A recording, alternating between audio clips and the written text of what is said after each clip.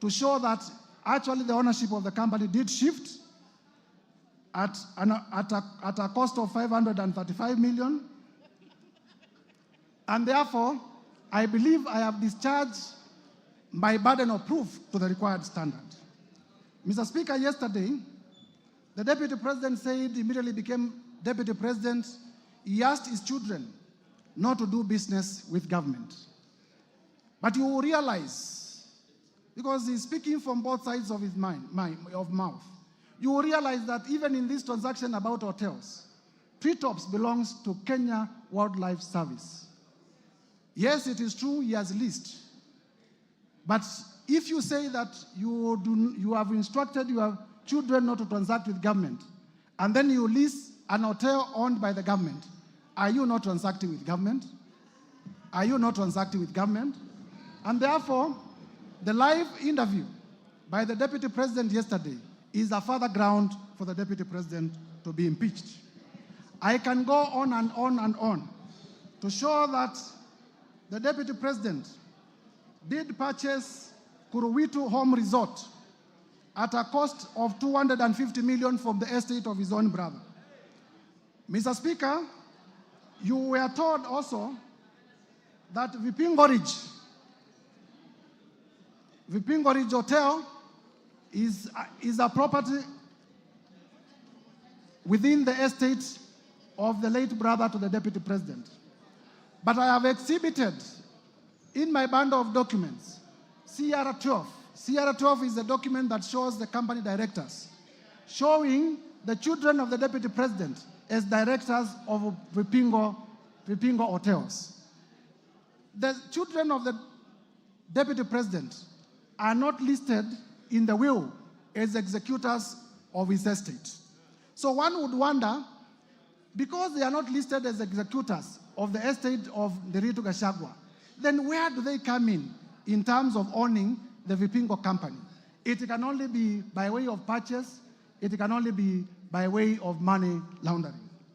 Mr. Speaker, one other reason why I have provided the 20-something companies and the properties is also to demonstrate character. Some of these companies have not transacted. It is my prosecution theory that these are special purpose vehicles for purposes of money laundering and for purposes of preparation for money laundering. And therefore, one would wonder why the Deputy President would have so many companies that are not active, except for the reason of waiting for a prime day for them to launder resources from government. Mr. Speaker, I have also listed many companies and suspicious transactions where companies were being paid as much as 100 million from the office of the Deputy President. They are paid in the morning, and at noon, they are withdrawing the money in cash. You are aware that under our regulations, you cannot withdraw more than 1 million shillings from the bank. But I have listed in schedules where in a singular day, as many as 10 transactions, cash transactions, were being done from monies that had been paid from the office of the Deputy President. These are serious reasons to believe that the monies were being withdrawn for suspicious reasons. And for that reason, Mr. Speaker, I believe I have discharged my burden of proof, and this ground is proven beyond the required threshold, and it should be confirmed as a ground of impeachment. Mr. Speaker, allow me to proceed to ground number 8. Ground number 8 is about breach of Section 132 of the Penal Code and breach of Section 129 of the Leadership and Integrity Act. Basically, these are about misleading the public.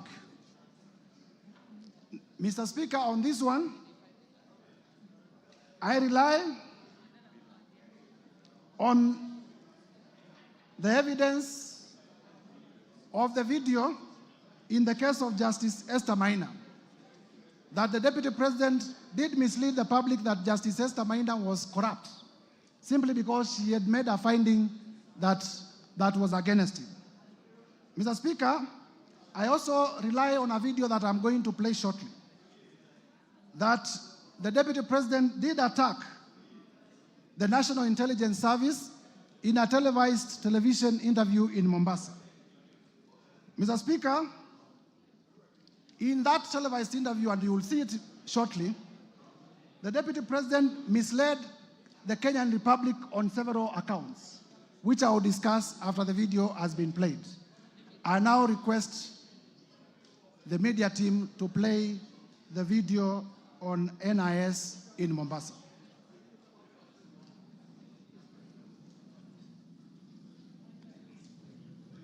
Where did the rain begin to beat us? Where did we stop listening to the people? President William Ruto and I were the darling of the Kenyan people. By listening to them, by engaging them.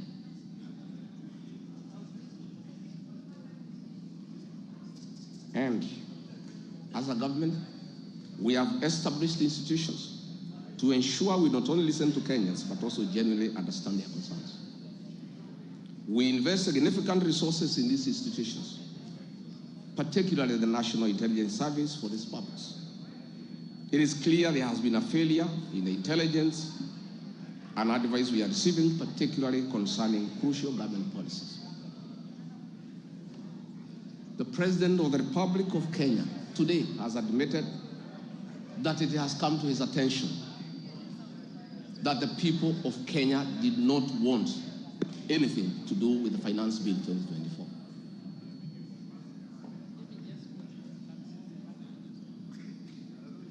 The President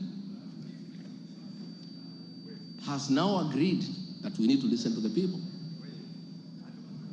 And I sympathize with my boss, President William Ruto, because this information was not available to him.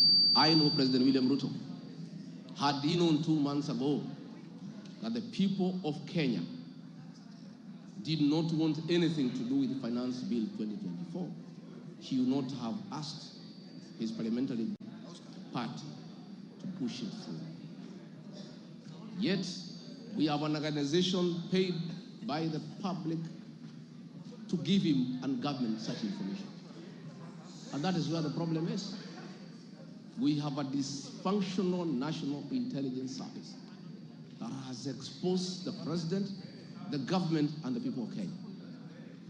Had the National Intelligence Service briefed the President 2 months ago about how the people of Kenya feel about the Finance Bill 2024, so many Kenyans would not have died. Property would not have been destroyed. Offices would not have been touched. There would have been no mayhem. But they slept on the job. It had to take people to die, property to be destroyed, protests across the country for the President to know the truth of what the people of Kenya feel. Yet, there is an organization paid for by the public to brief the President and the government about the feeling of the Kenyan people. With the permission, Mr. Speaker, I request that we pause the video because officers of the national... we have already displayed the context. Mr. Speaker, the point I'm making here is simple. That this is the Deputy President of the Republic of Kenya. By virtue of being the Deputy President of the Republic of Kenya, he is also a member of the National Security Council. The NIS is also in membership of the National Security Council.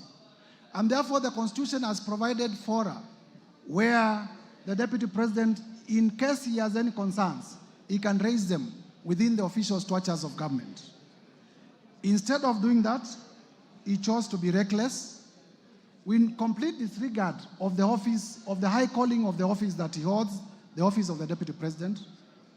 It will be remembered that at this particular time, the country was at a security crisis, and inflammatory remarks would have led to the country disintegrating.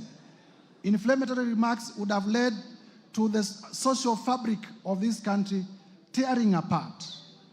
And therefore, by such doing, I am inviting the House to find that the Deputy President did mislead the public. The Deputy President did live below the expectations of the office that he holds, made unfounded, sensational statements, and therefore that ground should be upheld for his impeachment. Mr. Speaker, further to that, in the oath of allegiance to office, the Deputy President swore, and I quote, to refrain from directly or indirectly revealing such matters as shall come to my knowledge in the discharge of my duties and committed to my secrecy. Mr. Speaker, as you would notice in that clip, the Deputy President says that he has been told in confidence. Mark the words, I have been told in confidence by officers of the following. And while aware that he took an oath not to divulge information that comes to him in secrecy, he went ahead and divulged that information. I'll be inviting this House to find that the Deputy President breached his own oath of allegiance to office. And a person who breaches his own oath of allegiance to office is not fit to hold the office of the Deputy President. I therefore urge members to find that this ground has been proven to the required standard and uphold it for impeachment. Under ground 9, Mr. Speaker, on gross misconduct. Gross misconduct has been defined as the dereliction of duty in the Black's Law Dictionary.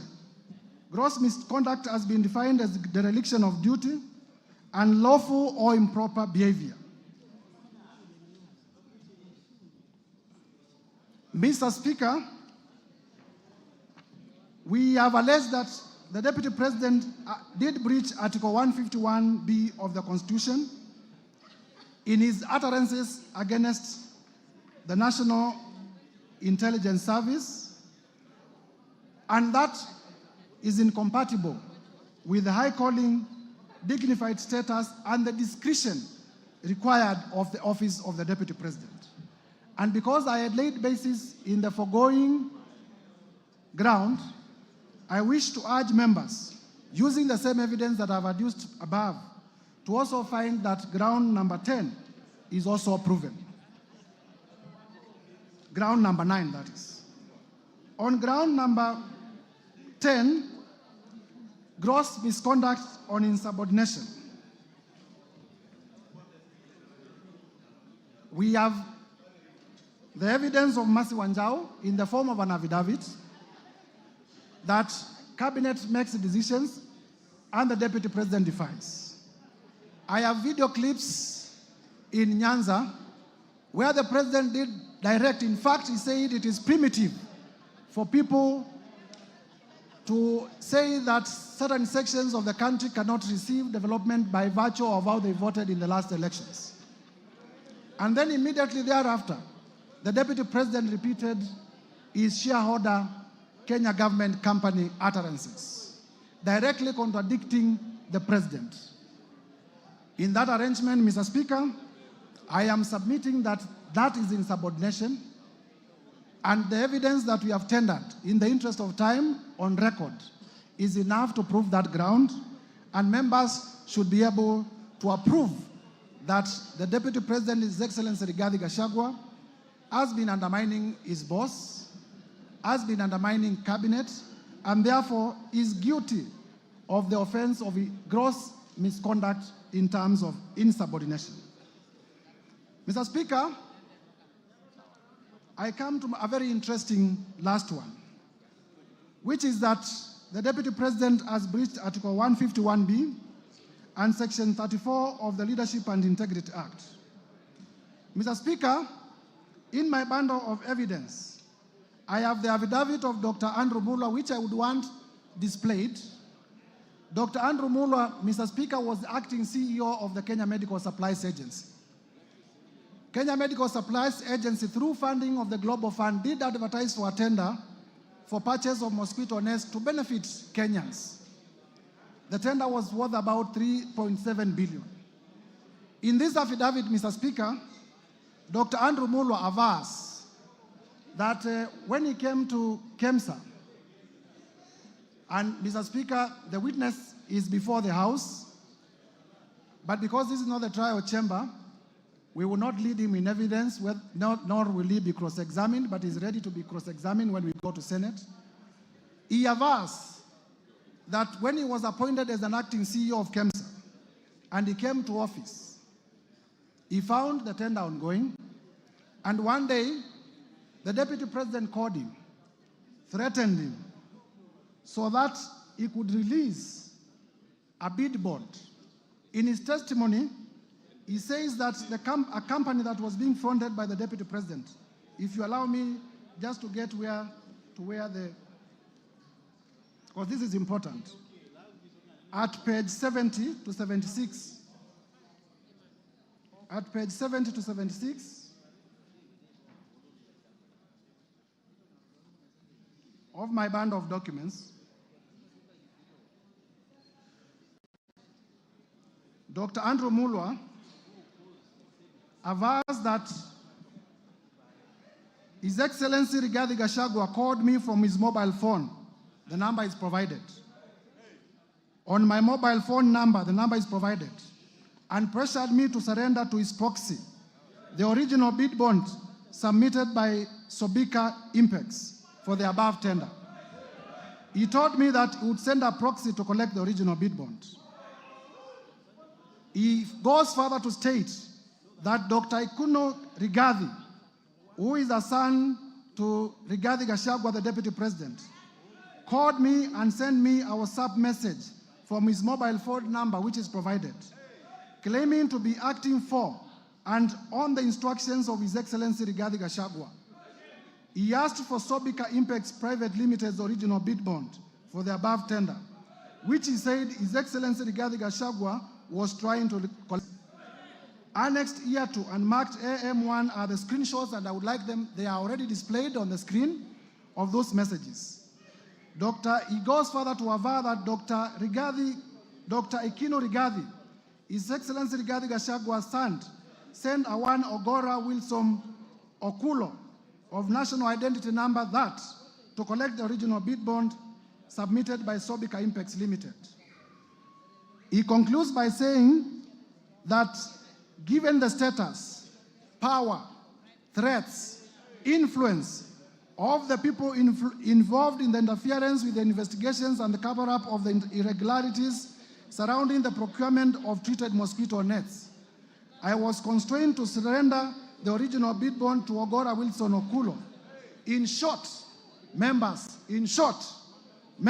please listen to this. In short, I was caught in a tricky situation, as there was nothing much I could do as a junior government officer against a sitting deputy president of the Republic of Kenya. Mr. Speaker, this allegation was admitted by none other than the deputy president yesterday live on his interview or live on television. He did confirm that, yes, he called Dr. Mulwa. He also confirmed that he called him in relation to a bid bond. And he did confirm that the company called Sobika, the local representative of Sobika, is a company called Crystal. And the company called Crystal is owned by none other than Rigathi Gachagua and his children. And therefore, there was a direct conflict of interest that the deputy president, that the local representative of Sobika, which is an international company registered in India, is a company owned by the deputy president. And the deputy president is making a call regarding a tender to a junior government officer. I wonder how many other calls he has made. But I do not need to belabor this point, because none other than the deputy president himself did admit on live television yesterday that he did make the call. It was in relation to the bid bond, and therefore I urge members to adopt the evidence of Dr. Andrew Mulwa as the truthful and factual evidence, exhibiting that His Excellency Rigathi Gachagua did interfere with the tendering process and also did interfere with the investigation into the same. His Excellency the Deputy President did inform the country falsely that no money was lost. Mr. Speaker, you would know that This tender was funded under the Global Fund. And the Global Fund, through letters that we have exhibited, did cancel this funding.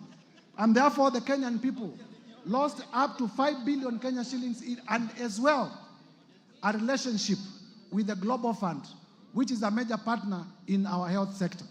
And therefore, to allege that no money was lost is false, because the Global Fund did cancel the tender, and also it affected our relationship in terms of funding from the Global Fund.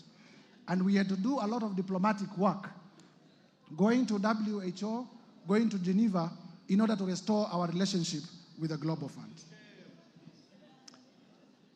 Mr. Speaker, lastly, members, I have rushed through the grounds because of the time allocated. I have endeavored to provide evidence that all the 11 grounds that are proposed for the impeachment of His Excellency Rigathi Gachagua are merited, and there is enough evidence. The work of this chamber is to examine whether prima facie there is a case. The trial chamber is the Senate. And therefore, I want to plead with members of this House. It doesn't matter whether you signed the motion or you did not sign the motion. I have endeavored to persuade each one of you individually that this country requires a serious leadership. And His Excellency Rigathi Gachagua is not part of that serious leadership. I have endeavored to persuade each one of you that this country requires leaders who can respect the rule of law. This country requires leaders who can respect the Constitution. And His Excellency Rigathi Gachagua is not one of them. And therefore, I take this time to implore on each one of you, besides our political persuasions, to realize that we want the best for our country. This is the country that we shall bequeath to our children. And if the country is destroyed by reckless leaders like His Excellency Rigathi Gachagua, there will be nothing to bequeath our future generations. And therefore, persuade each one of you, please vote with your conscience, put Kenya first above your politics when you come to vote. Lastly, Mr. Speaker, members of Parliament, if you listen carefully to His Excellency Rigathi Gachagua, and I did say at the time of giving my notice of motion, I have nothing against him as a person. But I was perturbed yesterday because His Excellency Rigathi Gachagua did insult members of Parliament. He insulted the intelligence of members of Parliament. There are members here who are senior lawyers. There are members here who are senior accountants. There are members here who are teachers. There are members here who are accountants. There are members, all of us are respected in our societies. The people of Kenya have elected us to exercise a constitutional mandate in this country. But His Excellency Rigathi Gachagua did say that most of the members of Parliament signed the motion without reading it. That is an insult to your intelligence. His Excellency Rigathi Gachagua, in the live interview yesterday, did say that Parliament is a theater of the absurd. In my training as a lawyer, he who insults the jury, he who insults the jury deserves no mercy from the jury. He who insults the jury deserves no mercy from the jury. His Excellency Rigathi Gachagua has insulted you before Kenyans. I urge you to rise up to the occasion. I urge you to rise up to the occasion. Uphold all the 11 grounds. Uphold all the 11 grounds. Uphold all the 11 grounds. Mr. Speaker, there is evidence that I have not gone through. The whole issue of Wamunyoro investments and the land in Embakasi. I have evidence in my bundle of documents that His Excellency Rigathi Gachagua used his office as the Deputy President, called junior officers at the Ministry of Lands, forced them to forge documents to the effect that Wamunyoro Investment had bought the land in Embakasi long even before it had been registered as a company. That land, Mr. Speaker, belongs to a sickly civil servant. It belongs to a father, it belongs to a mother. Mr. Speaker, we must have a Deputy President who is compassionate. I watched the Deputy President yesterday on television displaying impunity and arrogance. He told Kenya Yes, I have said Kenya is a company, Mutadu. He said that he has said that Kenya is a company. Unapologetically, he has said Kenya is a company. Is this the kind of a person you would want to be your deputy president? Members of parliament, I do not want to imagine that anything can happen to the sitting president. I do not want to imagine. But it is also a factual reality that something can happen to the president who is in power today. If anything, and God forbid, happens to the president who is in power today, is this the man you would want to complete the term as president? This man, honorable members, this man called Rigathi Gachagua has already said that the members of parliament in Mount Kenya are either to Gunia, I don't know what that means, or are collaborators, and that he will take them home. He has already said that where I come from, we deserve no development in Ukambani. He has said that the people of Nyanza deserve no development. He has said that the people of Western deserve no development nor appointments from the government. He has said that the people of the coast deserve no development from the government. He has said that the people of Northeastern deserve no development from the government. Those are the people you represent. Those are the people you represent. As you rise up to vote, please have the best interest of your people at heart. I urge you, honorable members, as one of your colleagues. I urge you, honorable members, as one of your colleagues.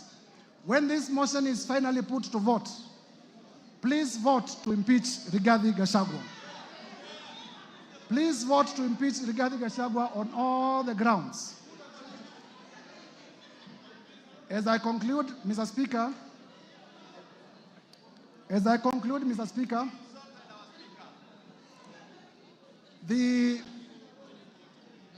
I am confident that colleague members of parliament will approve this motion. And I want to assure you, in the event that you vote for this motion, I will also persuasively defend it before the Senate. And I am sure the Senate of the Republic of Kenya will also uphold, and Kenya will have a better deputy president who views the country as a whole.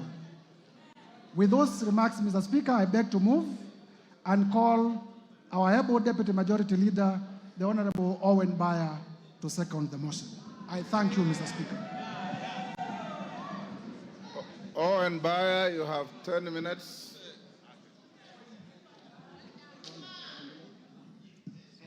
It's okay.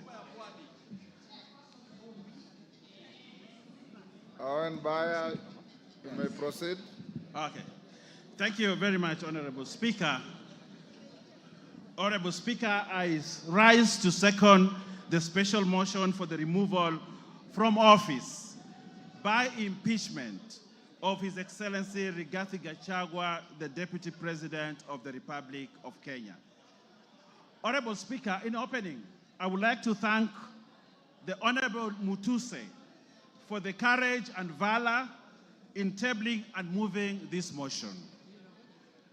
Honorable Speaker, in his address yesterday, the Deputy President called Parliament and this National Assembly a theater of the absurd, a house of ridicule, a house which processes trash.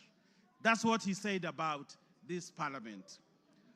Honorable Speaker, just like the Deputy President, I'm a student of literature, having been taught by the late Wasamba Were and the late Professor Imbuga.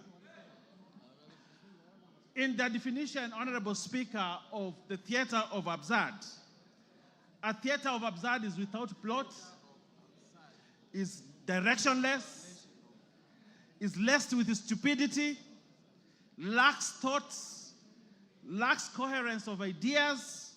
It is irrational and logical. If you have read the book by Samuel Beckett, you will know that in that book called Waiting for Godot, that he actually said this parliament is as good as that literature. Honorable Speaker, I sit in this parliament and many of you do that. Members, are we a theater of absurd? Members, are we directionless? Members, are we stupid? That's what the Deputy President characterized this parliament, that we are stupid, we are directionless, and we are people who are very useless to this country. Honorable Speaker, a person of the stature of a Deputy President who can say such things about this chamber does not deserve to continue to become the Deputy President of the Republic. Honorable Speaker, what is the theater of absurd, Honorable Speaker, is when the Deputy President demands that for the 8 million votes, from Mount Kenya, he should be paid 2,000 shillings, translating to 16 billion shillings, so that he can bring peace to this country. Honorable Speaker, that is the theater of absurd. That is the theater of absurd, Honorable Speaker. Honorable Speaker, the Honorable Rigathi Gachagua has committed impeachable offenses as provided in Article 150, 1 and 2. He has grossly violated the Constitution and has committed crimes under national and international law, as has been ably demonstrated by the mover of the motion. Honorable Speaker, looking at the evidence provided by the mover of the motion, Honorable Speaker, that is enough to impeach the Deputy President, and he must stand impeached by the end of the day today. Honorable Speaker, Article 131E of the Constitution says the President is a symbol of national unity. Read together with Article 147(1), that the Deputy President is the principal assistant of the President and shall deputize the President in the execution of the functions of the presidency. Honorable Speaker, for this to happen, there must be harmony at the top, in spite of how they were elected to office. His shareholding utterances, and we saw the utterances on the TV here, as demonstrated by the mover, on the shareholding. This ensures that there's no harmony at the presidency. But what the Deputy President wants to do is to balkanize this country. Balkanize the country where, like in George Orwell's Animal Farm, there are other people who are more equal than others. And as a parliament, we must refuse to buy into the theory of the Deputy President, Honorable Speaker. Honorable Speaker, the Deputy President has taken himself and wants to be a tribal king of the Murima, ready to break the country, sow seeds of disunity for his own political gain. And this chamber, today, by the end of the day, we must have no Deputy President who wants to balkanize this country. Honorable Speaker, the office of the Deputy President is a high office as established under Article 130. The authority of his office must be exercised within the provisions of Article 10(2), which anchors the principle of national unity as core. The holder of this office must exercise this article at the highest level ever. Honorable Speaker, as Deputy President, he must be beyond reproach. Like Caesar's wife, Honorable Speaker, like Caesar's wife, he must be above any form of suspicion, beyond reproach. But Honorable Speaker, the utterances and the actions of the Deputy President brings his reputation to disrepute, because he has sown sort of disunity and he has taken a trajectory that is likely to bring balkanization of this country. For that, Honorable Speaker, we cannot continue to have a Deputy President who cannot uphold the oath of his office, and therefore Rigathi Gachagua must go. Honorable Speaker, if you look at the story of Pompey, the wife of Julius Caesar, you realize that although she had been accused of sacrilege, but the court acquitted her. But Julius Caesar actually divorced Pompey, not because of what she had been accused of, but because there was suspicion that he could have done something like that. And on that, only on that, Honorable Speaker, as a chamber, as a parliament, we have the authority and right to say this guy has brought himself to disrepute, he has gone below, and he has portrayed himself as a man who cannot be trusted with the position of a deputy president of the Republic of Kenya. And therefore, Rigathi Gachagua must go. Honorable Speaker, Article 131(2) C and D gives the president and his deputy the responsibility to promote and ensure the unity of the nation and promote respect for the diversity of the people and communities. Honorable Speaker, the deputy president has presided over the politics of exclusion and has championed the rights and resource allocation to only one region of this country. Has the deputy president exhibited the values of national unity and diversity? No, Honorable Speaker, he has not. He does not embrace that value, a key value of the Constitution. And therefore, this deputy president must remain impeached because for him, the vocabulary of diversity and unity does not exist in his vocabulary. On that premise, Honorable Speaker, the deputy president, Geoffrey Rigathi Gachagua, must go by end of today. Honorable Speaker, Article 4,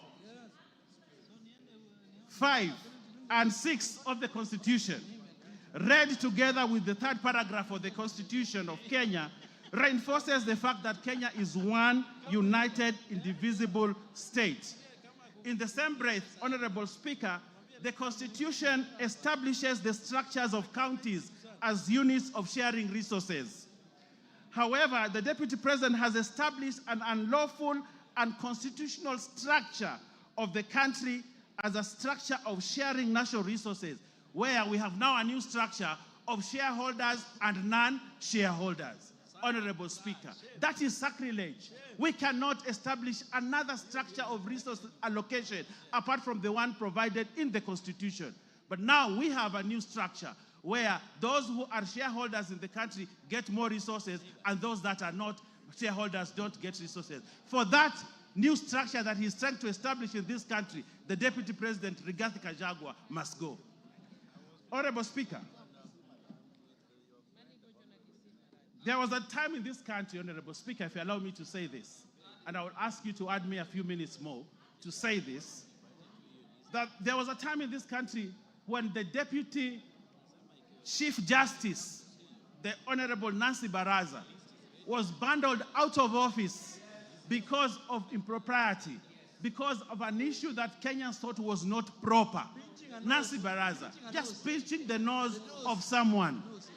And she was bundled out of office, the high office of the Deputy Chief Justice of this country. That's what happened, Honorable Speaker. Just pinching a nose. And she was bundled out of office.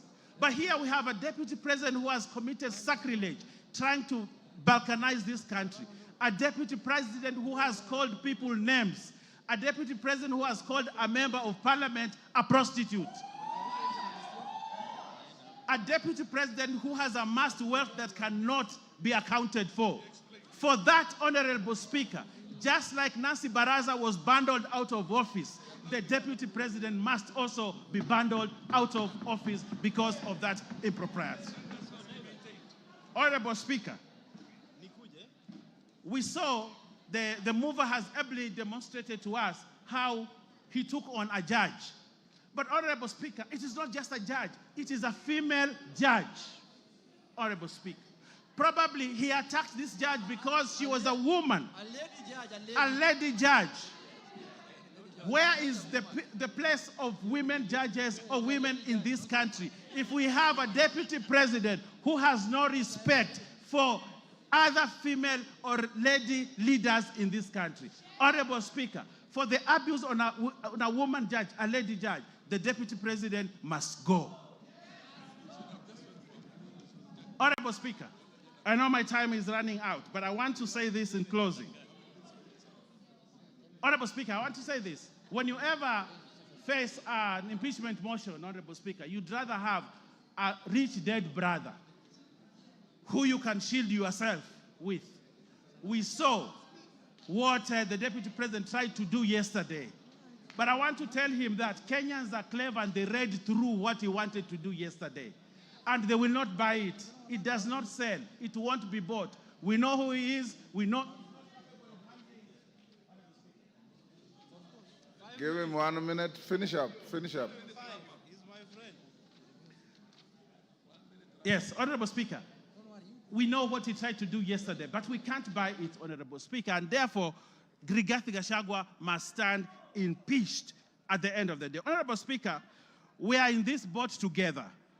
We have one character in this boat called Kenya who is trying to rock it from within. He's trying to break this country. In that event, Honorable Speaker, we have a duty, if we're in that boat, to remove this one person from this boat and toss him into the high seas so that everybody is safe. And that is the duty that we must do today. And I want to convince even those that still have doubts of whether this guy should continue. I want to convince them we are safer as Kenya without Rigathi Gachagua as Deputy President of this country. We are safer as a country. The northeastern region is safer. The coast is, the Nyanza is safer. And all parts, the Nyanza is safer. And all parts of Kenya are safer. Honorable Speaker, and Kenya is safer. We do not want Rigathi Gachagua to resign. We want this house, which he has called the House Theatre of Absurd, Honorable Speaker, to impeach him so that he knows that he needs to respect institutions also. Lack of respect of institutions, Honorable Speaker, is sacrilegious for the person of the stature of a Deputy President. For that, Honorable Speaker, for not respecting this Parliament and the Senate must impeach one Geoffrey Rigathi Gachagua tonight, and we send him home so that he knows his place in this country. For those many remarks, I second, Honorable Speaker, and ask other members to support this question. I thank you, Honorable Speaker. Order, honorable members on their feet, take your seats. Members on their feet, take your seats. Order, members on their feet. Ruth Odinga, take your seat. Order, honorable members, take your seats. Honorable members, I now propose the question, and you'll note that on the order paper, there is the long version of the motion and the abridged version of the motion. So those of you who want to look for details of the longer version, it is there. I now propose the question, which is that pursuant to the provisions of Article 145 and 151B and 2 of the Constitution and Standing Order 64 and 65, this House resolves to remove from office by impeachment His Excellency Honorable Rigathi Gachagua, EGH, the Deputy President of the Republic of Kenya, on the following grounds. 1. Gross violation of Articles 10(2)(a), B, and C, 27(4), 73(1)(a), 2 and B, 75(1)(c), 129(2) of the Constitution and Articles 147(1) as read together with Article 131(2)(c) and D of the Constitution. 2.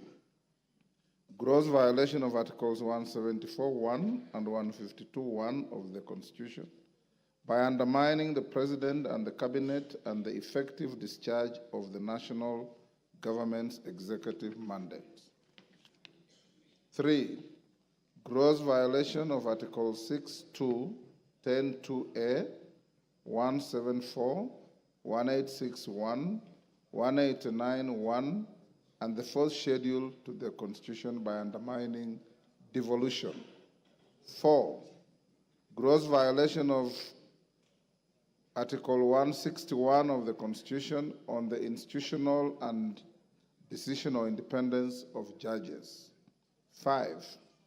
Gross violation of Article 3(1) and 148(5)(a) of the Constitution on the fidelity to the oath of office and allegiance.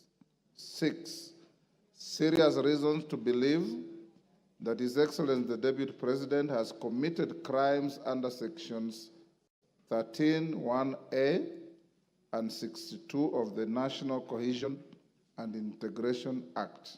7, serious reasons to believe that His Excellency the Deputy President has committed gross economic crimes under sections 45(1), 46, 47(a)(3), and 48(1) of the Anti-Corruption and Economic Crimes Act, and sections 2, 3, 4, and 7 of the Proceeds of Crime and Anti-Money Laundering Act.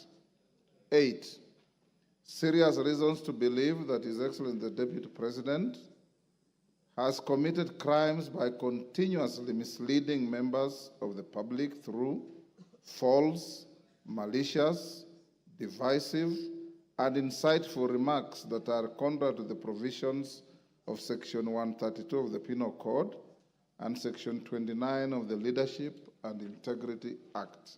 9, gross misconduct that is incompatible with the high calling and dignified status of the office of the Deputy President, a member of the Cabinet and the National Security Council.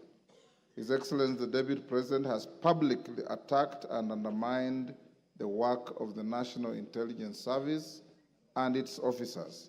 10, gross misconduct by openly and publicly insubordinating the President, who is the head of state and government. And 11, gross misconduct by persistently bullying state and public officers.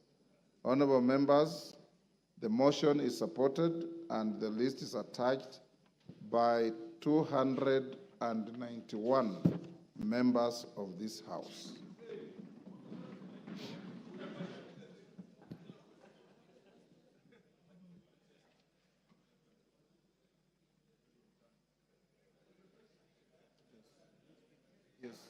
Members, before I open the debate, I received a letter from one Honorable Wandeto purporting to withdraw his signature. I want to invite the Honorable Member to read the standing orders that are very clear.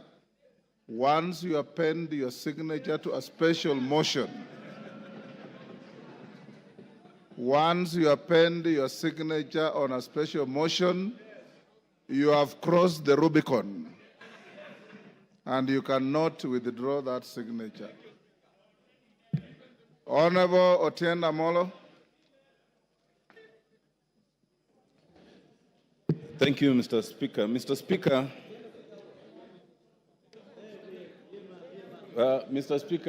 shall I use the dispatch with your permission? Thank you.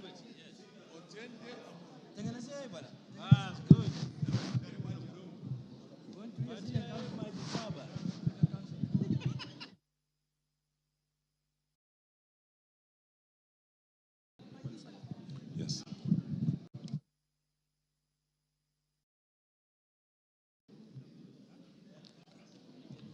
Thank you, Mr. Speaker. Mr. Speaker, this special motion is unprecedented but contemplated by the Constitution, and I support it. Let it be a lesson, Mr. Speaker, that be you ever so high, the Constitution is still above you. Mr. Speaker, some have told me and have told us that this is not our war. But, Mr. Speaker, they do not know that in circumstances of combat, a bystander is at greater risk than a combatant. You must choose your side. And I've chosen, Mr. Speaker, after listening to the display of jingoism by the Deputy President, after listening to the self-entitlement for 2.5 hours, after listening to the disdain of governance institutions, this Parliament and the courts, after listening to the DP threatening that Parliament and the courts should know that it's not easy to remove a Deputy President who had 7.2 million votes. Mr. Speaker, after treating Kenyans as fools by trying to mislead on the intent and purpose of his utterances on the idea of government being a company, it was easy for me to make a decision to cast my lot with impeachment of the Deputy President. Mr. Speaker, there can be much to say on the reasons. It is easy, for example, Mr. Speaker, to talk about the confessions of the Deputy President regarding 600 million that his son under 30 years was able to acquire. And he says, without tabling any evidence, that it was acquired from a bank. But he admits, Mr. Speaker, more importantly, two things. One, that the property in issue was government property irregularly acquired without the usual procurement processes. He also admits, Mr. Speaker, that the son was able to be given, a moratorium of 1 year not to pay anything while enjoying the proceeds. And the DP thinks there's nothing wrong with that. It is for good reason that the anti-corruption laws in this country do not limit themselves to the individual. They go to the spouse and the children. It is for such reasons. Mr. Speaker, it is also interesting that the DP admits to abuse of office. How does it do that? The DP admits to abuse of office on the issue of KEMSA. It is important, and this bears repetition, that the evidence tabled by the Honorable Mutuse includes an affidavit by Dr. Mulwa. That affidavit at paragraph 5 is very instructive, and it says that the DP's phone calls was aimed at interfering and covering procurement irregularities. And that is on a direct affidavit. But more importantly, if you look at page 69, you will see the SMSs. And that SMS, the son of the Deputy President, Dr. Ekinu Rigathi, has the courage to say that there is a document for His Excellency we are trying to collect, not for himself, not for any other company, for His Excellency. And the fact, Mr. Speaker, that the DP admits to these processes and sees nothing wrong with it is a very serious matter of integrity. But, Mr. Speaker, I'll not speak to all those two. I'll speak to a more fundamental fact. The blatant justification of discrimination and insightful utterances against Kenyans. That is where I want to focus, Mr. Speaker. Mr. Speaker, in this, the DP, and I've gone through the documents, there are various clips where the DP repeats this, that Kenya is a company and those who did not vote for Kenya Kwanza are not entitled to enjoy the proceeds from that company. What worries me, Mr. Speaker, is that with a straight face, the DP could appear on live television and justify these utterances. How does he justify it? He says that he is entitled to do that because there are some partisan political agreements or promises that were made. What does that mean?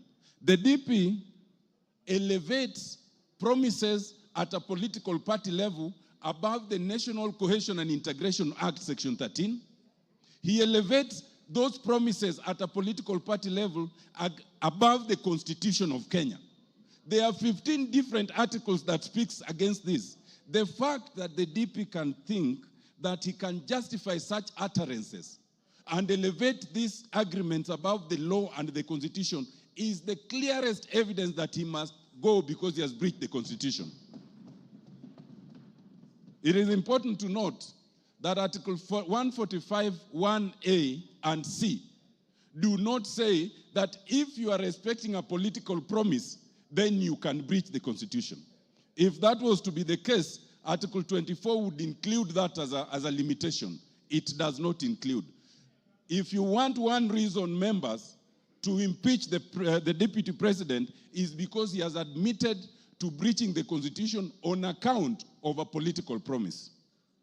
Mr. Speaker, Article 145, 1B is another interesting one, and it speaks to serious reasons to believe that the DP has breached the Constitution. You do not need the hard evidence. Members, remember, for conviction, that is for courts. We are not a court of law. Ours is to look at the evidence and see if there's a serious and reasons to believe. Those serious reasons speak to integrity. They speak to impropriety. And if you look at them and then find that there's some impropriety, then ground 7 will have been proved. Ground 7 talks of the issue of acquired property coming to 5.2 billion. What struck me, Mr. Speaker, is that the Deputy President took 1.5 hours to explain why he's not corrupt. Of the 2.5 hours, 90 minutes was to explain why he is not corrupt. The very fact that you take 90 minutes to explain you are not corrupt is prima facie evidence of corruption.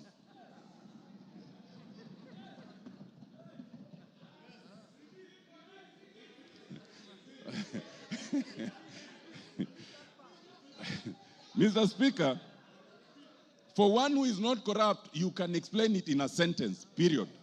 To take 90 minutes is in itself prima facie evidence that there's corruption. Mr. Speaker, on the KEMSA issue, other than their affidavit and their interference, the affidavit, the DP then admits interference. Whoever advised the DP to do that live interview could not have had his interest at heart, but has made our work much the easier. Because now there are self-incriminations, confessions, and admissions that we can work with. Mr. Speaker, it is clear from yesterday's presentation that the Deputy President can no longer deputize the President. The role of any deputy under the Constitution is to deputize. Mr. Speaker, I crave for just 2 more minutes.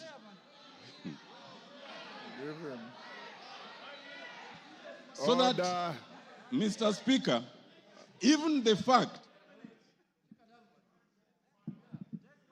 Mr. Speaker, it is not a ground of the impeachment by Honorable Mwangi Mutuse, but it has become a clear ground from yesterday's interview that the DP is incapable of deputizing the President.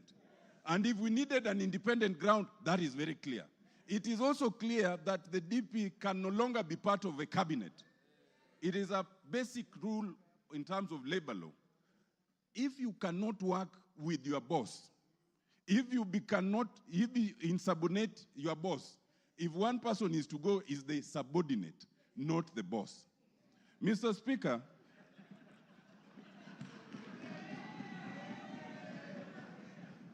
Mr. Speaker, I want to just close by addressing one issue, and it bears address.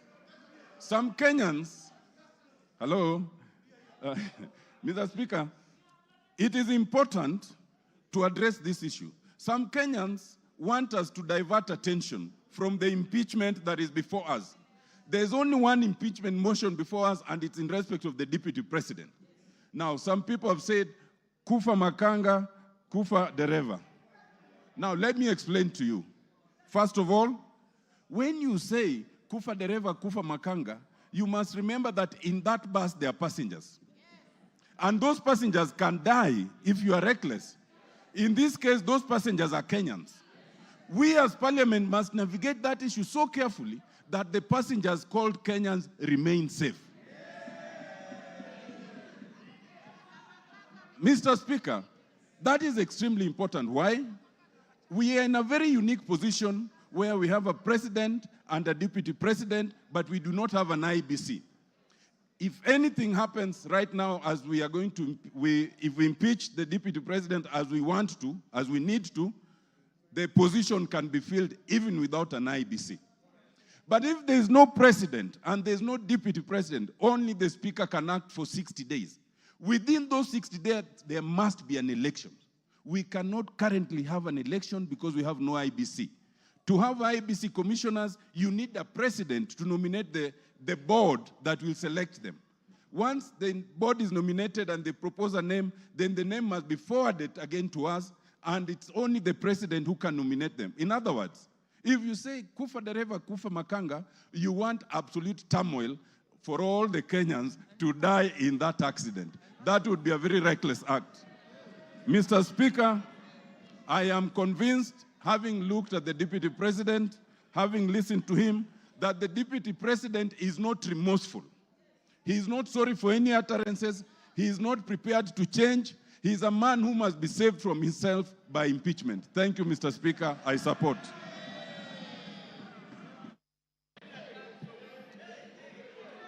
George, order. George Morugara.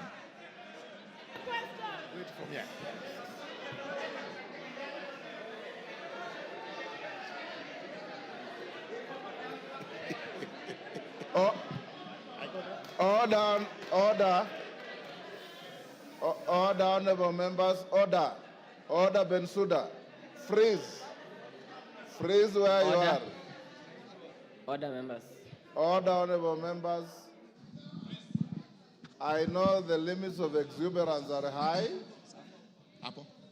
Order. Beatrice, freeze where you are. I know the levels of exuberance are high, but let's listen to those who are speaking. There's a lot of requests to speak, and I did tell you that in a motion such as this, Dr. Bukose will not ask to put the question. So let's listen to each other. Of course, the canned and band of debate cannot be ruled out in acknowledging good issues and disagreeing, but let's have some decorum. Those of you who speak, you have 5 minutes. If you can finish earlier, the better, so that many more can speak. Go on, Murugara. And members, when you are given permission to speak, if you wish to come to the dispatch box, do so. If you want to speak from where you are, do so. Thank you. Thank you very much, Mr. Speaker.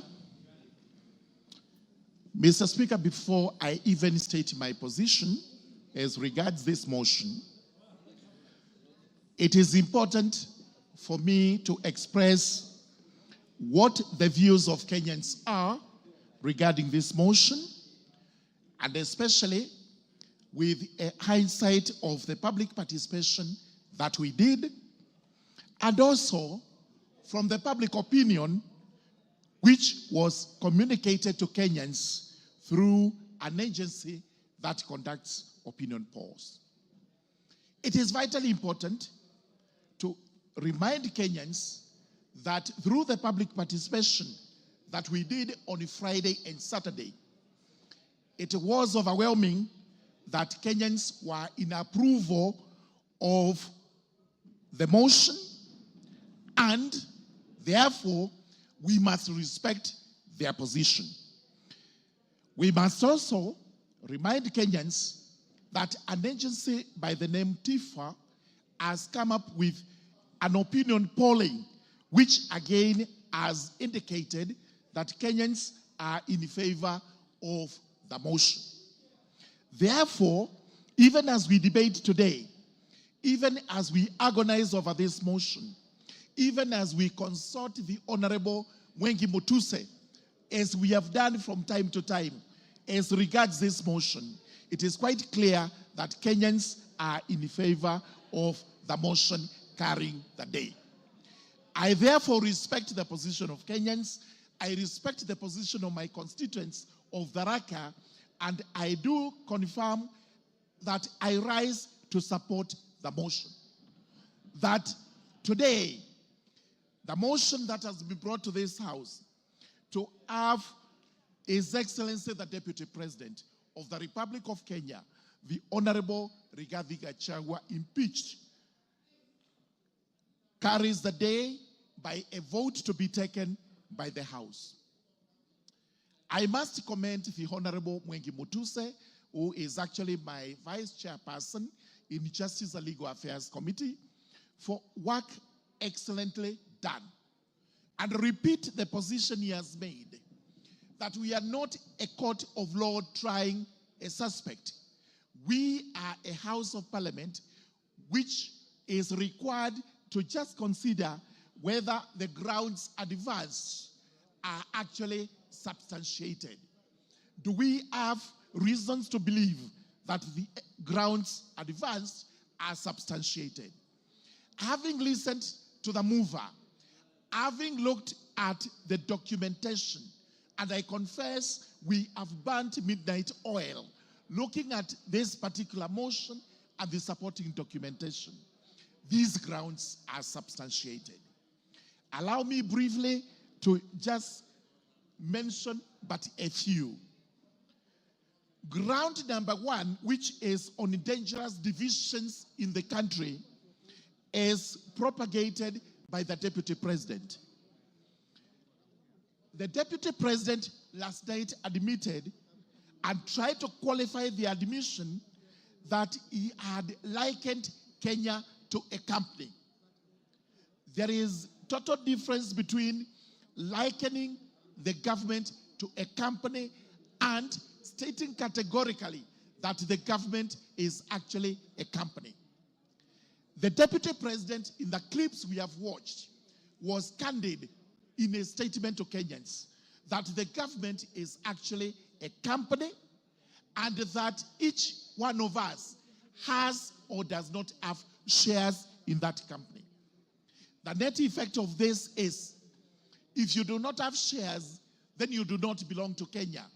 If you have shares, then you are more Kenyan than any other person who has lesser shares than you. This is the dangerous division which this House must frown against. And it must hold squarely against the Deputy President. The second admission he made, which is a very strong ground of this motion, is breach of collective responsibility. It has been clearly stated that the cabinet includes the Deputy President. The President is the the Deputy President is the principal assistant of the President.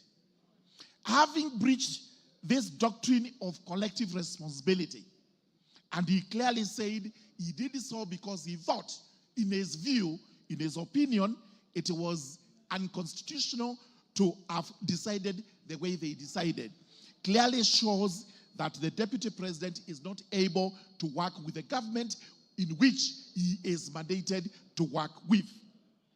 To have actually failed to assist the President so that you speak contra to what the President says is itself insubordination, as we have actually been told.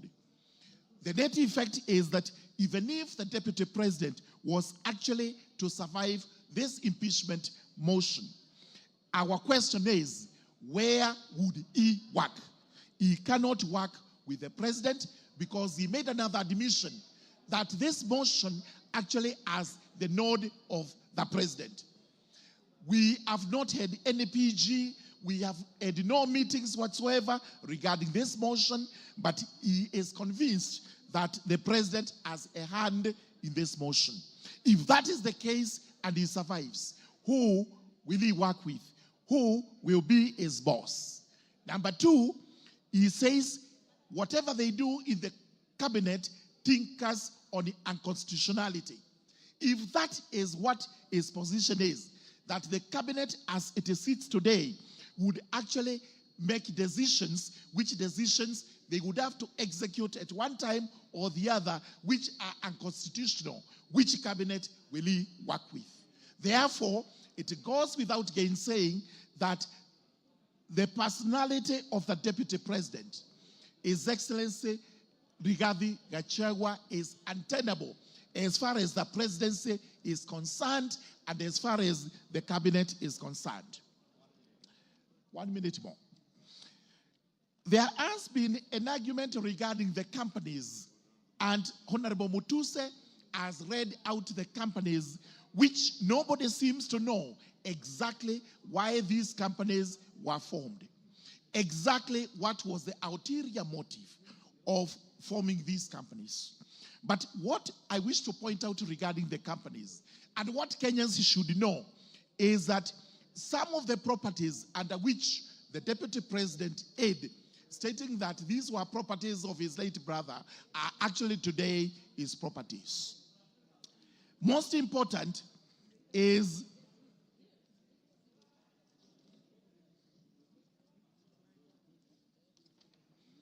a property known as Kuruwitu Home Resort. This property was actually sold to another company known as Kuruwito Properties Limited for Kenya shillings 250,000. As such of these companies indicate that Kuruwito Properties Limited is owned by Vipigo Beach Resort Limited and John Y. Madenge. We therefore have to ask ourselves, who is Vipigo Beach Resort Limited? And CR12 indicates that this company is actually owned in shares by Keith Ekino Rigathi, Kevin Gachagua Rigathi, the estate of the deceased James Nderitu Gachagua.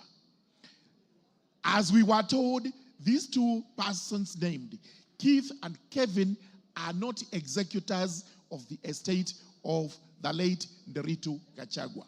So if they actually own this company, which owns one of the properties of the deceased, purchased at Kenya shillings 250 million, then it goes without gainsaying that in fact, the Deputy President has an explanation to give regarding this. Finally, we've been told about the press statement he made in Mombasa, and this is the evidence of insubordination. The country was on fire. The country was burning. The president actually finished or completed giving what measures he would take to restore the country.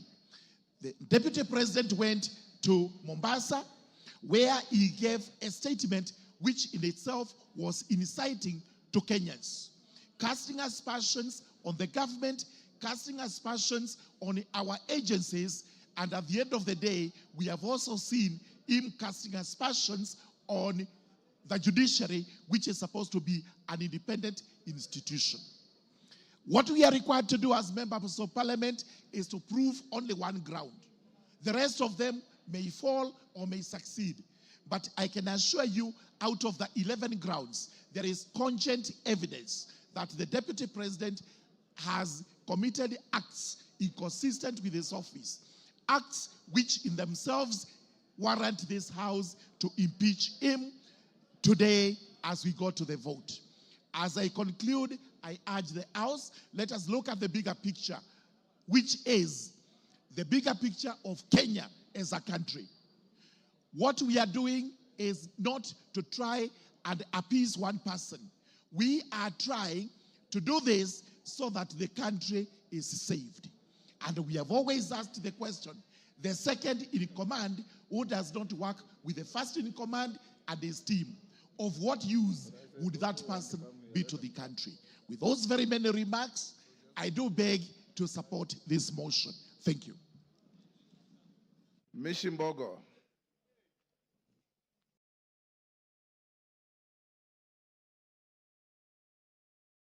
Give her the mic.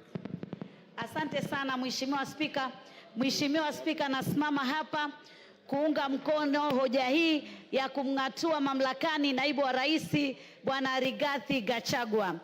Na naunga mkono kwa sababu katiba yetu kifungu 159 imetupatia sababu mwafaka za kuweza kumng'atua naibu wa rais. Na sababu ya kwanza imezungumzia kukeuka katiba.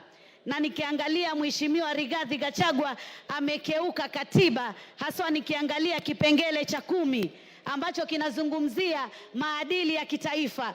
Maadili ya kitaifa ikiwemo umoja, ikiwemo demokrasia, ikiwemo usawa. Mara nyingi sana amezungumzia mambo ya kwamba nchi yetu ni kama kampuni na ni ya washikadau. Na amesema ya kwamba washikadau hawa ni wale ambao tu wamepiga kura katika serikali ya Kenya Kwanza. Hivyo basi kukiuka maadili katika kifungu cha 10, kwa sababu tunajua Wakenya wote wanalipa ushuru na Wakenya wote wana haki sawia, wale waliopiga kura kwa serikali na wale ambao pia walikuwa katika upande ule mwingine, kwa sababu ni demokrasia. Unaweza kuwa upande wa serikali na unaweza kuwa upande wa upinzani. Vile vile pia tunaona katika kifungu 147 kinasema ya kwamba yeye atakuwa ni msaidizi mkuu wa rais katika serikali. na msaidizi mkuu pia atakuwa ni naibu katika zile kazi ambazo rais anazifanya. Lakini je, vitendo vyake vimeonyesha mambo hayo? Vitendo vimeonyesha ya kwamba yeye si msaidizi. Kuna wakati ule wa Gen Z, wakati rais ametoa hotuba hapa Nairobi ya kutoa mwelekeo wa kitaifa na jambo lile, yeye alikuwa Mombasa akitoa hotuba ambayo ilikuwa inazungumza tofauti na ile hotuba ya rais, na hapo pia akatia fitina katika taasisi zetu za kiserikali na kumlaumu Bwana Nurdin Haji. Kwa hivyo imeonyesha ya kwamba yeye ni kama anachukua nafasi ile ya rais, hachukui ile nafasi ya kwamba yeye ni msaidizi. Vile vile pia tumeona ya kwamba naibu wa rais amekiuka katiba na kuwa amezungumzia utovu wa nidhamu kwa hali ya juu. Ile Kiingereza tunasema gross misconduct. Kwa mfano, aliita mmoja wetu Mheshimiwa Jematia na kumuita malaya. Unapoita mwanamke yoyote malaya, umeita wamama wote wa Kenya malaya. Sisi si malaya, sisi ni kina mama na sisi ni viongozi. Hatuwezi tukakubali naibu wa rais kutuita malaya. Akarudi akasema hawa wamama wa Mount Kenya ambao wako pamoja na mimi, hawa ni wamama, wote ni wamama wa rais, hawa ni wamama wake. Alikuwa anamaanisha nini? Mheshimiwa Rigathi Gachagua, huna heshima kwa kina mama wa taifa hili la Kenya. Vile vile katika huo utovu wa nidhamu, tunaona sehemu ya Nyandarua alinunua shamba ambalo kina mama walikuwa wamelima mahindi, wamelima viazi, wamelima zile mushiri. Alimweka pale MCA na wakavuruga hiyo chakula yote. Angekuwa yeye ana hekima kama kiongozi, angeacha vikue, watu wavune, alafu achukue hilo shamba. Lakini ni kwamba hana nidhamu na wala hana kufikiria wa Kenya kama naibu wa rais, na wala hana ubinadamu. Vile vile pia sababu nyingine inakuwa ya kwamba ukikosa ufanisi, Kiingereza incompetence. Na mimi nataka niseme alikosa ufanisi kwa sababu alisema anapigana na pombe haramu na anapigana na madawa ya kulevya. Akaja kule Pwani, kazi aliyofanya kubwa ni kutukana viongozi, kusema anajua wanaouza mihadarati, atawataja, atawashika. Aliwashika. Mihadarati iko ama hakuna? Na hii pombe haramu iko Mlima peke yake ama pia iko kule magharibi, iko kule sehemu ya Nyanza na iko hata hapa Nairobi? Tumuulize yeye mamilioni ambayo ameyatumia kwa hiyo kazi yametupatia natija gani? Yamefanya faida gani? Isipokuwa kunyakua ardhi, akiandika kwa jina la mke wake ati atatengeza sehemu za kuweza kunasua vijana kwa jambo hilo. Jambo jingine ni kashfa ya KEMSA. Imezungumziwa vizuri sana vile alivyowezesha watoto wake na makampuni yake na kuiba pesa zile katika kashfa hiyo. Hatuwezi kuwa na naibu wa rais ambaye juzi na jana alikuwa milioni 800, yani kama mali yake. Hivi karibuni ati ni bilioni 5.2. Kwa muda mchache tu pesa hizo umezipata wapi? Pia umedhulumu bibi wawili wa marehemu ndugu yako aliyekuwa gavana wa Nyeri. Utakuwaje upewe flati 10 na wao wapewe 5 na ni wawili na kuna na watoto? Jamani, ni sheria gani? Tunao sheria ile ya Kiingereza.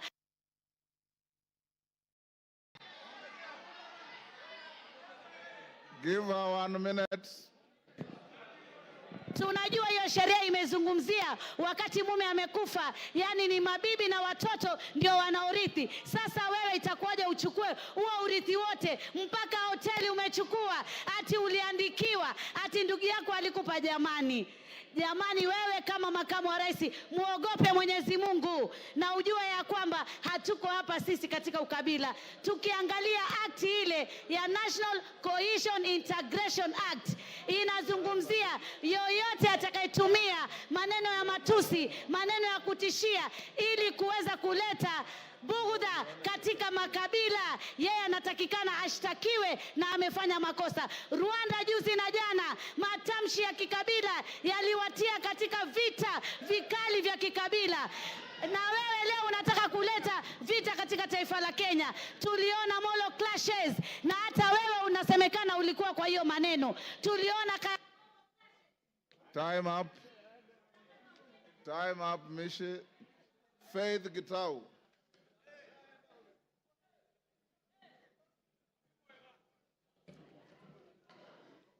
Thank you, Honorable Speaker, for according me this opportunity.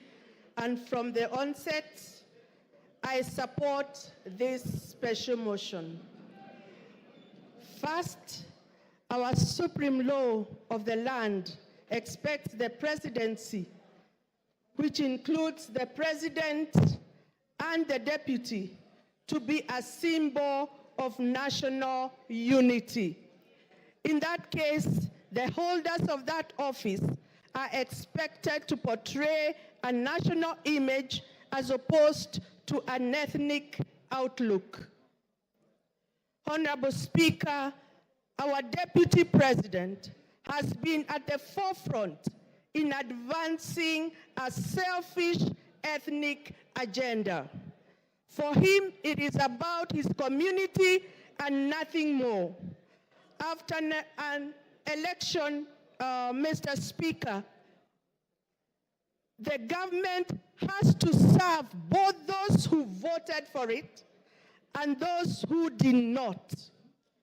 It was wrong for the deputy president to advocate for shareholding in order to discriminate against the rest of the communities, which may create ethnic animosity against Mount Kenya region. As a county member of parliament, I think I have traversed this nation more than the deputy president. Secondly, Honorable Speaker, the deputy president, as the second in command, should act as a father figure to members of parliament and the community at large. Far from it, the deputy president, during his tenure, has been divisive and very egocentric. For him, it is about me, myself, and I. It is unfortunate that he has lowered the status and respect expected of such high office. Lastly, Mr. Speaker, when we went to the people urging them to elect this government, we gave them an undertaking that women must be respected. It is therefore, it disturbs me so greatly when the deputy president is at the forefront demeaning women in leadership, particularly those he perceives his enemies. He has no respect for women whatsoever. He has made a scathing public attacks on a woman High Court judge. And in addition, he has been attacking women, and especially members of parliament, me and others included in this house. And therefore, he can never, and he has no respect for women, and he can never work with women. And for those few remarks, I support. Makali Mulu. Yeah, thank you very much, Honorable Speaker, for this opportunity. Honorable Speaker, I want to say the following. Impeachment of a deputy president is a matter of national interest and international interest, and it's on the basis of that, Honorable Speaker, that people have to be very careful with what they do with this impeachment. Honorable Speaker, I want to remind the House that we are only one of the many parts of the process. This National Assembly will be making their decision. From there, we'll go to the Senate. And there is also the courts, if need be. And it's on the basis of that, Honorable Speaker, that we must isolate personal issues from issues which make sense to Kenyans. So that, Honorable Speaker, we don't, as a House, go for what I'll call mob justice mentality, and at the end of the day, the other stages, we lose it. Honorable Speaker, in the past, this House has been thrown under the bus because of this kind of mentality, where we go, make decisions, and out there, when they go to the courts, a number of our acts of parliament have been declared unconstitutional, basically because as members, we come here and we start shouting and assuming that other people there are not watching. Honorable Speaker, what am I saying? I've listened to the grounds of this motion, this impeachment motion, and I've listened to my friend, Honorable Mutuse, making the presentation and trying to justify some of these grounds, Honorable Speaker. I want to pick a few of them and ask myself whether they meet the expectations in terms of saying that the DP should be impeached on those grounds. The first one, Honorable Speaker, is the issue of demolitions. In this country, Honorable Speaker, when you go to our constitution, it clearly says that Kenyans have a right. They have their own rights. And if the government has made a decision to carry out demolitions, looking at the hierarchy in terms of governance, the topmost person in terms of hierarchy is the president, is not the deputy president. So in a situation where a decision is made, and the deputy president says he doesn't support it, the question is, should you be harassing the deputy president or the president? Because the person who took the oath as the head of the executive is the president or the deputy president. So on the basis of those demolitions, Honorable Speaker, it is going to be very unfair to start saying it is the deputy president who is in supporting the president, because at the end of the day, whose decision did carry the day? That's the question. The second issue, Honorable Speaker, is the issue of shareholding. Honorable members, let's be very honest with ourselves. We are all politicians. We have been voted in. We represent constituencies. How many of you can say that you are not practicing what is being explained in this motion? How many? Let's be very honest with ourselves. Let's be very honest with ourselves that most of you, majority of you, are doing exactly what is being said in this motion. It's only that don't say it publicly. That's the truth of the matter, Honorable Speaker. Honorable Speaker. Yes, Makali Molo, there's a point of order. Yeah, I have no problem, Honorable Speaker. Yeah. I hope I'll be saving my time. Mr. Speaker, on a point of order, my name is Steve Mogaka from West Mogrango. Is the member on the floor in order to speak about what I practice? What does he know about what I practice? Can he restrict himself to what he does and not start throwing aspersions on members of parliament as if he is in their minds and he is in their practices? He's not. Is he not out of order? Yes, Makali. Honorable Speaker, I really don't see any point of order there. I ignore and proceed. Honorable Speaker, the issue of the judicial officer who is being accused as one of the grounds for this. Honorable Speaker. Order, Makali. And Honorable Speaker. There's another point of order here. Point of order. Take your seat. Yeah. Give Farah the mic. Mr. Speaker, is the Honorable Makali, somebody I have a lot of respect for. In order to compare a member of parliament who represents a constituency and the functions of that member and somebody who is the deputy president of the Republic of Kenya who represents the four corners of this country, and say that because the members of parliament go and develop, my presumption is that he thinks the CDF funds for one constituency cannot be taken to another constituency. But that's a different thing when it comes to national resources and the deputy president of the Republic of Kenya.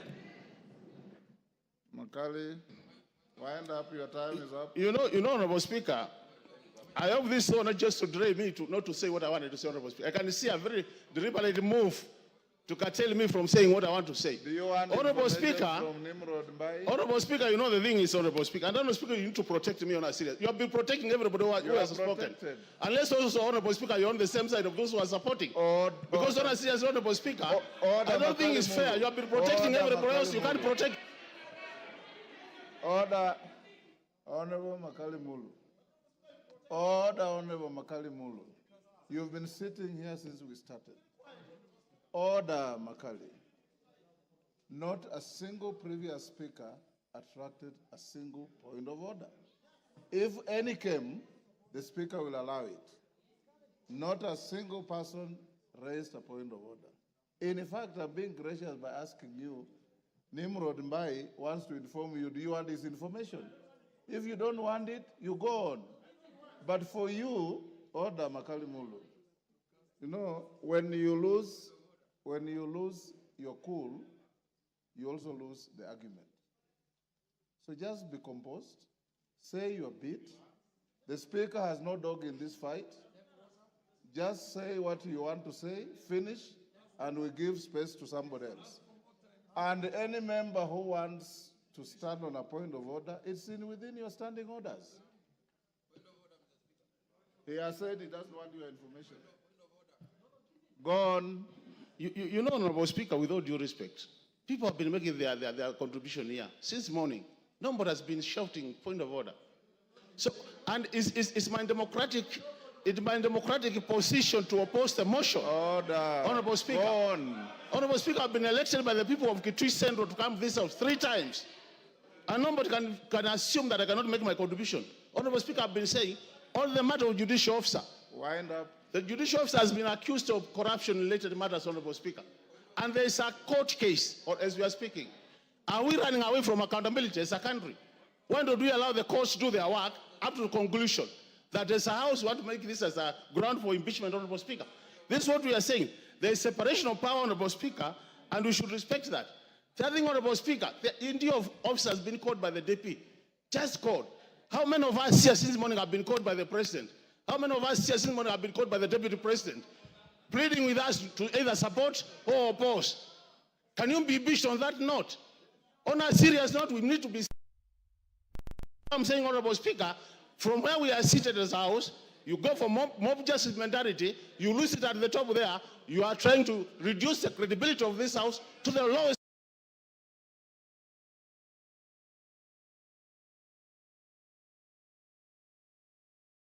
grounds for opposition of this motion. Is it a situation where a thief has been sent to court to catch another thief? This is a situation. Honorable Speaker, this country has much more serious issues than what we are discussing. Your time is up. Order. I will now order. Take your seat. Order. Robert Mbai. Mbui. Order, Robert Mbui. Give him 1 minute to finish. Yeah, Honorable Speaker. So I was saying, Honorable Speaker, Kenyans have said that Kitui Central in particular has said, kufa makanga, kufa ndereva, kufa mechanic. Because Kenyans are more serious issues. And when they die, we want a new renewal of this country, Honorable Speaker. This idea of mob justice, we are not going to allow it in this country. Kenyans have more serious things. I oppose, Honorable Speaker. Millie Odhiambo to speak to the public participation report.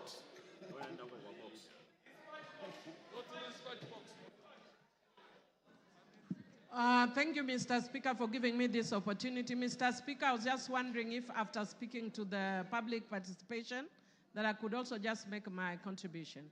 You have 15 minutes within which you have to speak to all those. Okay, thank you, Mr. Speaker. Mr. Speaker, I'll try.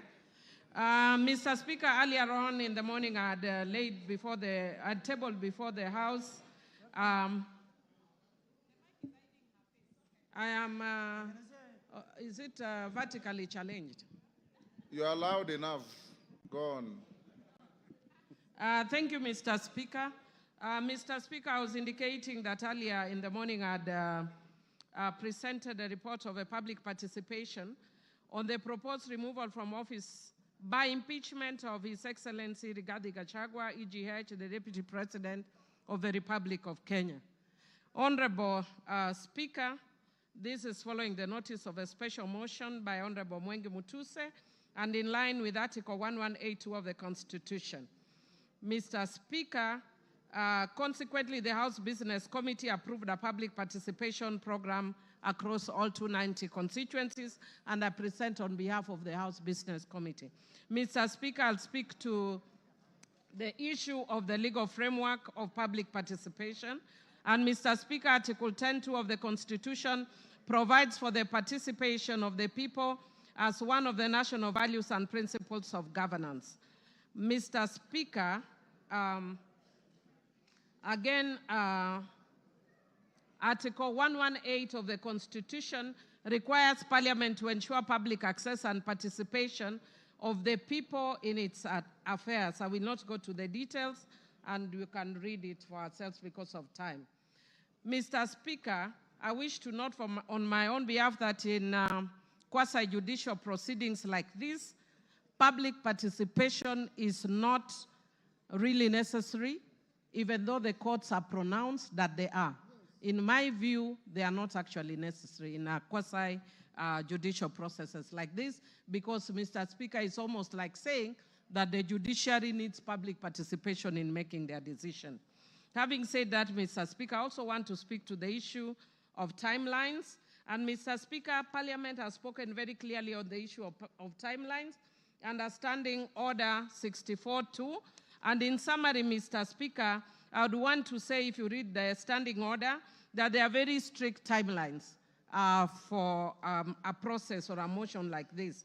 And, Mr. Speaker, in setting the period, the National Assembly was guided by the need to preserve the overarching constitutional principle of acting without unreasonable delay. The special motion for removal from office by impeachment of the Deputy President was therefore processed in accordance with the timeline sets out under Standing Order 64. Mr. Speaker, in buttressing the necessity for expedited consideration of special motions, previous speakers of the National Assembly of Kenya expressed themselves on the question of timelines for considering special motions by the House when the special motions were filed proposing the removal by impeachment of the then Cabinet Secretaries, Honorable Anne Waiguru, Honorable James Macharia, Honorable Kaimenyi, and more recently, Honorable Mithika Linturi. In all the foregoing instances, the Speaker emphasized the need to dispose of a special motion as soon as is practicable to remove the anxiety of hangman's noose from the neck of a state officer proposed for impeachment.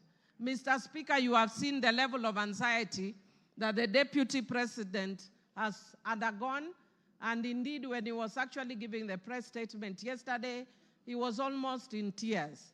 And that is why the House hastens the process so that the emotional turmoil is lessened having gone through this process, Mr. Speaker. Mr. Speaker, the Clerk of the National Assembly published advertisements on the 2nd, 3rd, and 4th of October and invited written submissions via hand delivery, post, or email until the 5th of October 2024. Mr. Speaker, all these were also advertised on the 4th of October and extended to the 5th in each constituency. To assist in this exercise, a public view template was made available to the public in both English and Kiswahili to guide submissions. On the 3rd and 4th of October 2024, 40,000 copies of the public view templates were also circulated as newspaper pullouts.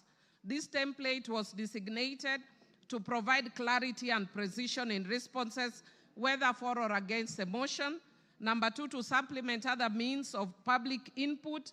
And 3, to ensure both qualitative and quantitative feedback was captured, which is actually as has been directed by the courts in the past.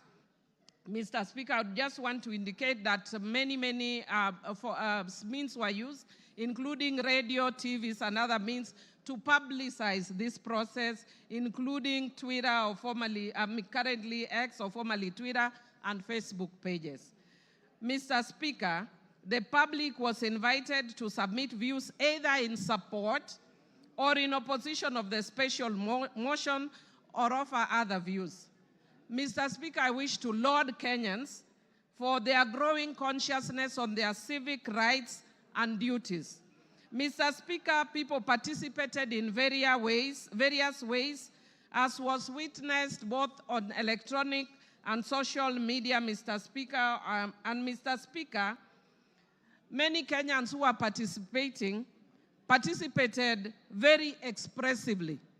Mr. Speaker, I think many of us saw people expressing their views in many, many ways, some of which I will explain later. However, Mr. Speaker, by the nature of newsmaking, we saw the areas where the views were expressive, but much less in the areas where the views were not that expressive. Mr. Speaker, if you look at the report, and I want to download the parliamentary team, they have even captured photos of members of the public giving their views in constituencies very peacefully. But Mr. Speaker, as I want to repeat, that by the very nature of newsmaking, what we will see are the dramatic scenes. And those we saw, I don't think it is shame as such, it's their right and they can share. Mr. Speaker, I wish to indicate I wish to report that based on all that, over 200,000 responses were received, of which 65.1% supported the motion, while 33.81% opposed the motion, and 1.09% offered neutral or other alternative views. Mr. Speaker, some of the members in contributing have actually alluded to some of those alternative views. I've heard the speaker right before me talking about the issue that Kenya has very many pressing issues. Mr. Speaker, indeed it is true, Kenya has many pressing issues, and as a House, we are already seized of those issues and are indeed already dealing with some of those issues. One of those issues that the Parliament has raised is the issue of education, the education system, and we have called the CS for Education more than 2 times to deal with that issue. Again, on the health issue, we have also invited the CS for Health amongst other officials. So indeed, the House can chew and walk at the same time. Mr. Speaker, when a motion is brought of this magnitude, Parliament, by its own standing orders, must stop everything else and give priority to this motion. And that is why Parliament stopped all its business on Thursday and focused on this, and all members of Parliament went to their constituencies to deal with this issue. Mr. Speaker, I wish to indicate that given that this is a very special public participation process, a first of its kind, Mr. Speaker, since the Constitution was promulgated, there were some challenges, but which did not affect the overall product of public participation.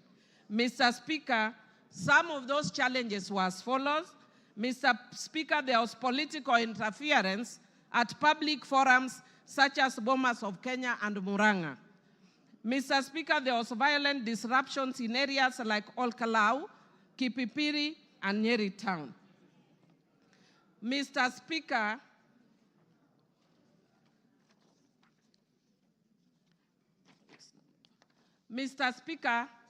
there was incomplete or unclear submission, including forms without identifying information or contradictory responses.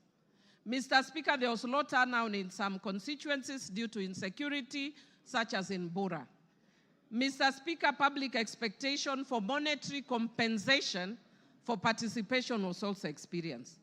Mr. Speaker, there was late submission of forms and memorandum in some instances. There were threats of violence towards officers and inappropriate language in some email submissions.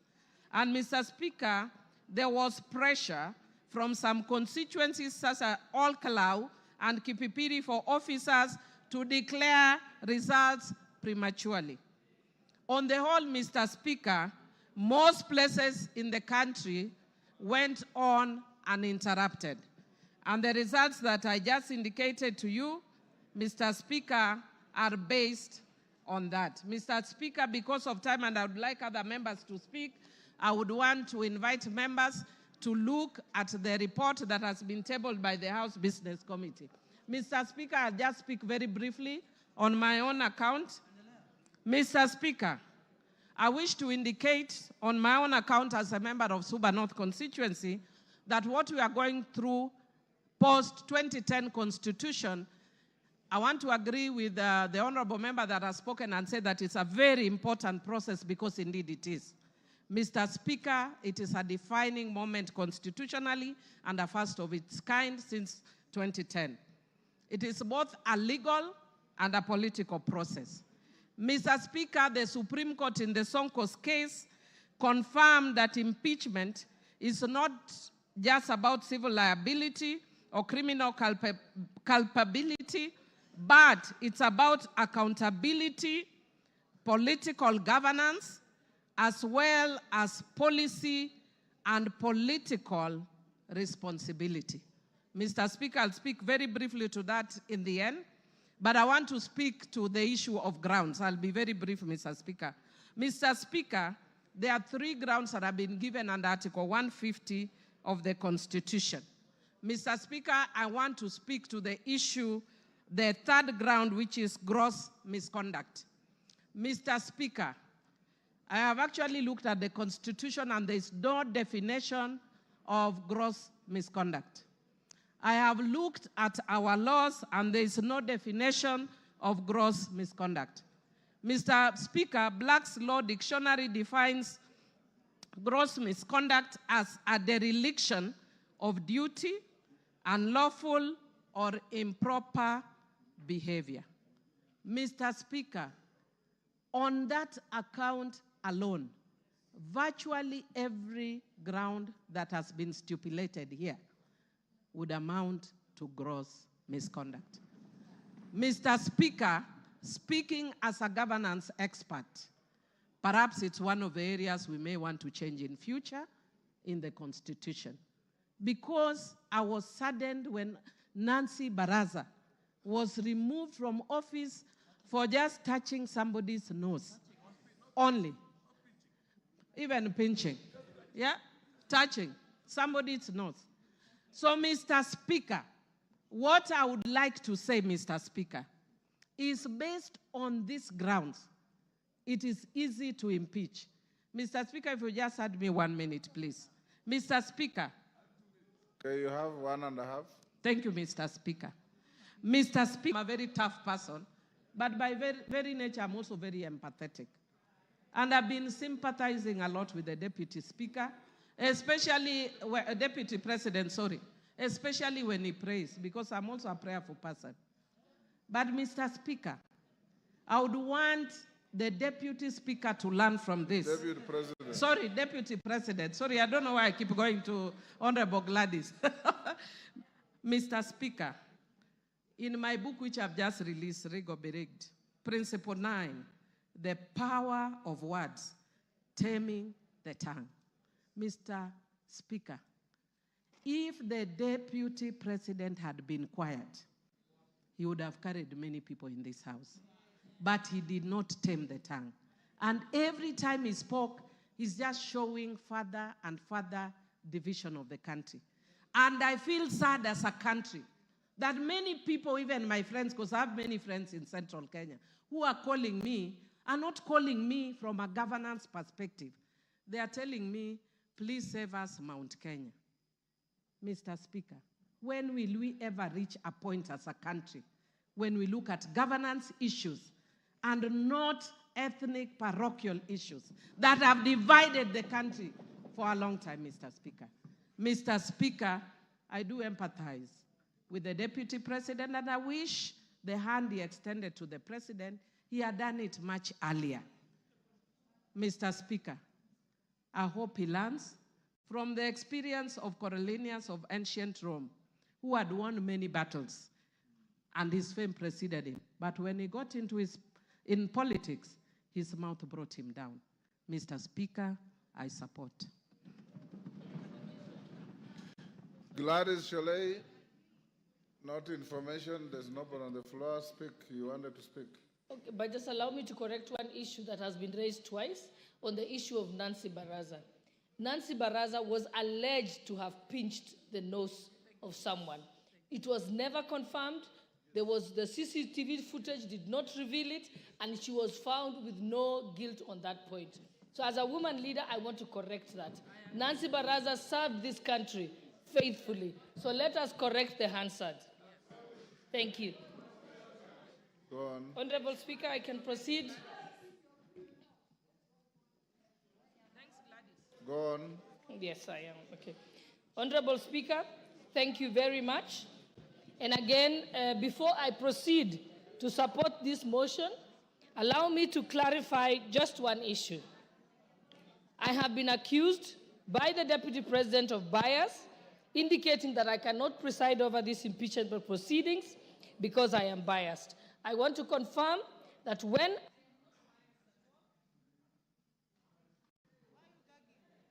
Okay, thank you. I want to confirm that I'm not biased at all. When I made the statements that I did make, I made them as Member of Parliament for Uasin Gishu County and not as a Deputy Speaker sitting on the Speaker's chair.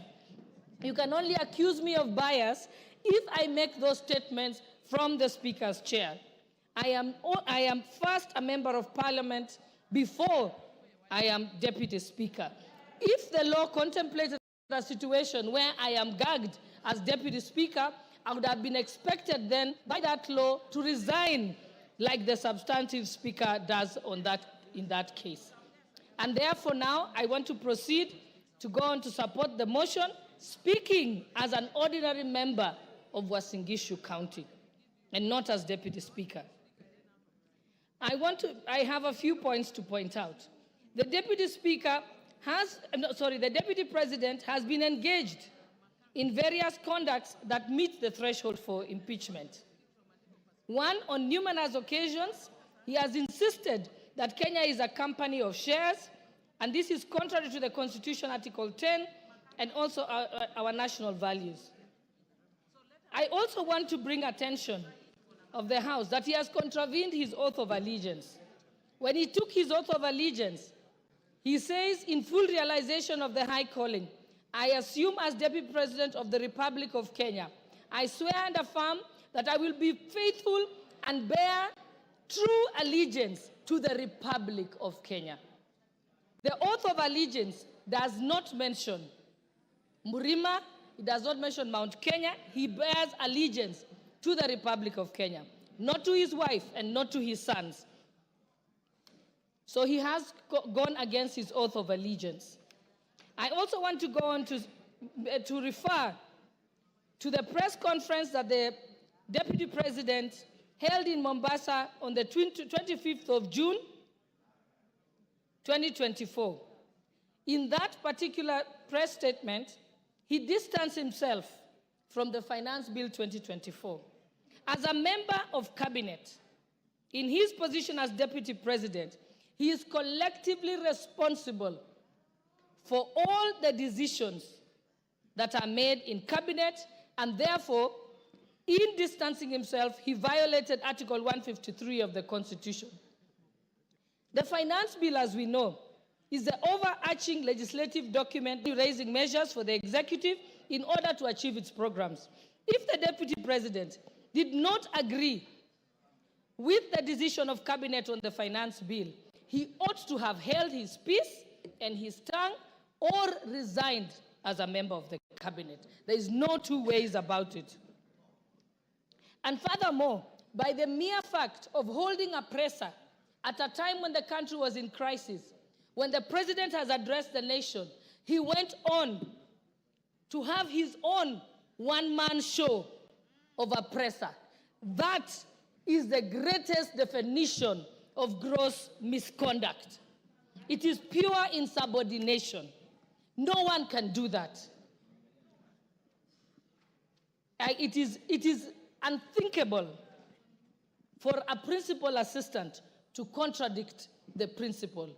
If you want to contradict the principal, you resign your position and go and contradict them from outside.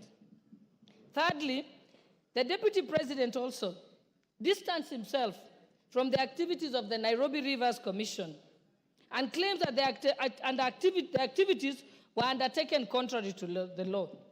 The work of the commission was again endorsed by cabinet.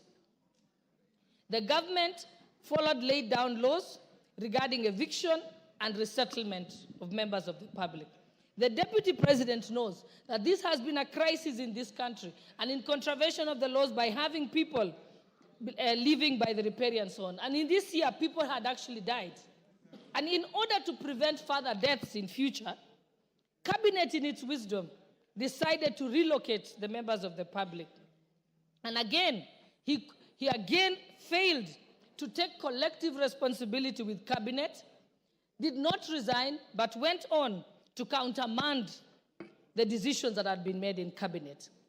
Furthermore, he has taken an oath of secrecy and therefore cannot publicly divulge what was decided in cabinet. Again, there he has contravened the law. 4, during the press conference in Mombasa on the 25th of June 2024, the deputy president accused the Director General of NIS of providing faulty intelligence and firing some senior officers. As a state officer, and most importantly, as a member of the National Security Council. Under Article 240, the members of the National Security Council, at Clause 2B, the deputy president is a member. He then cannot discuss intelligence briefs that come to his knowledge during the proceedings of the National Security Council. Again, with that, he has gone against the Official Secrets Act and his oath of secrecy.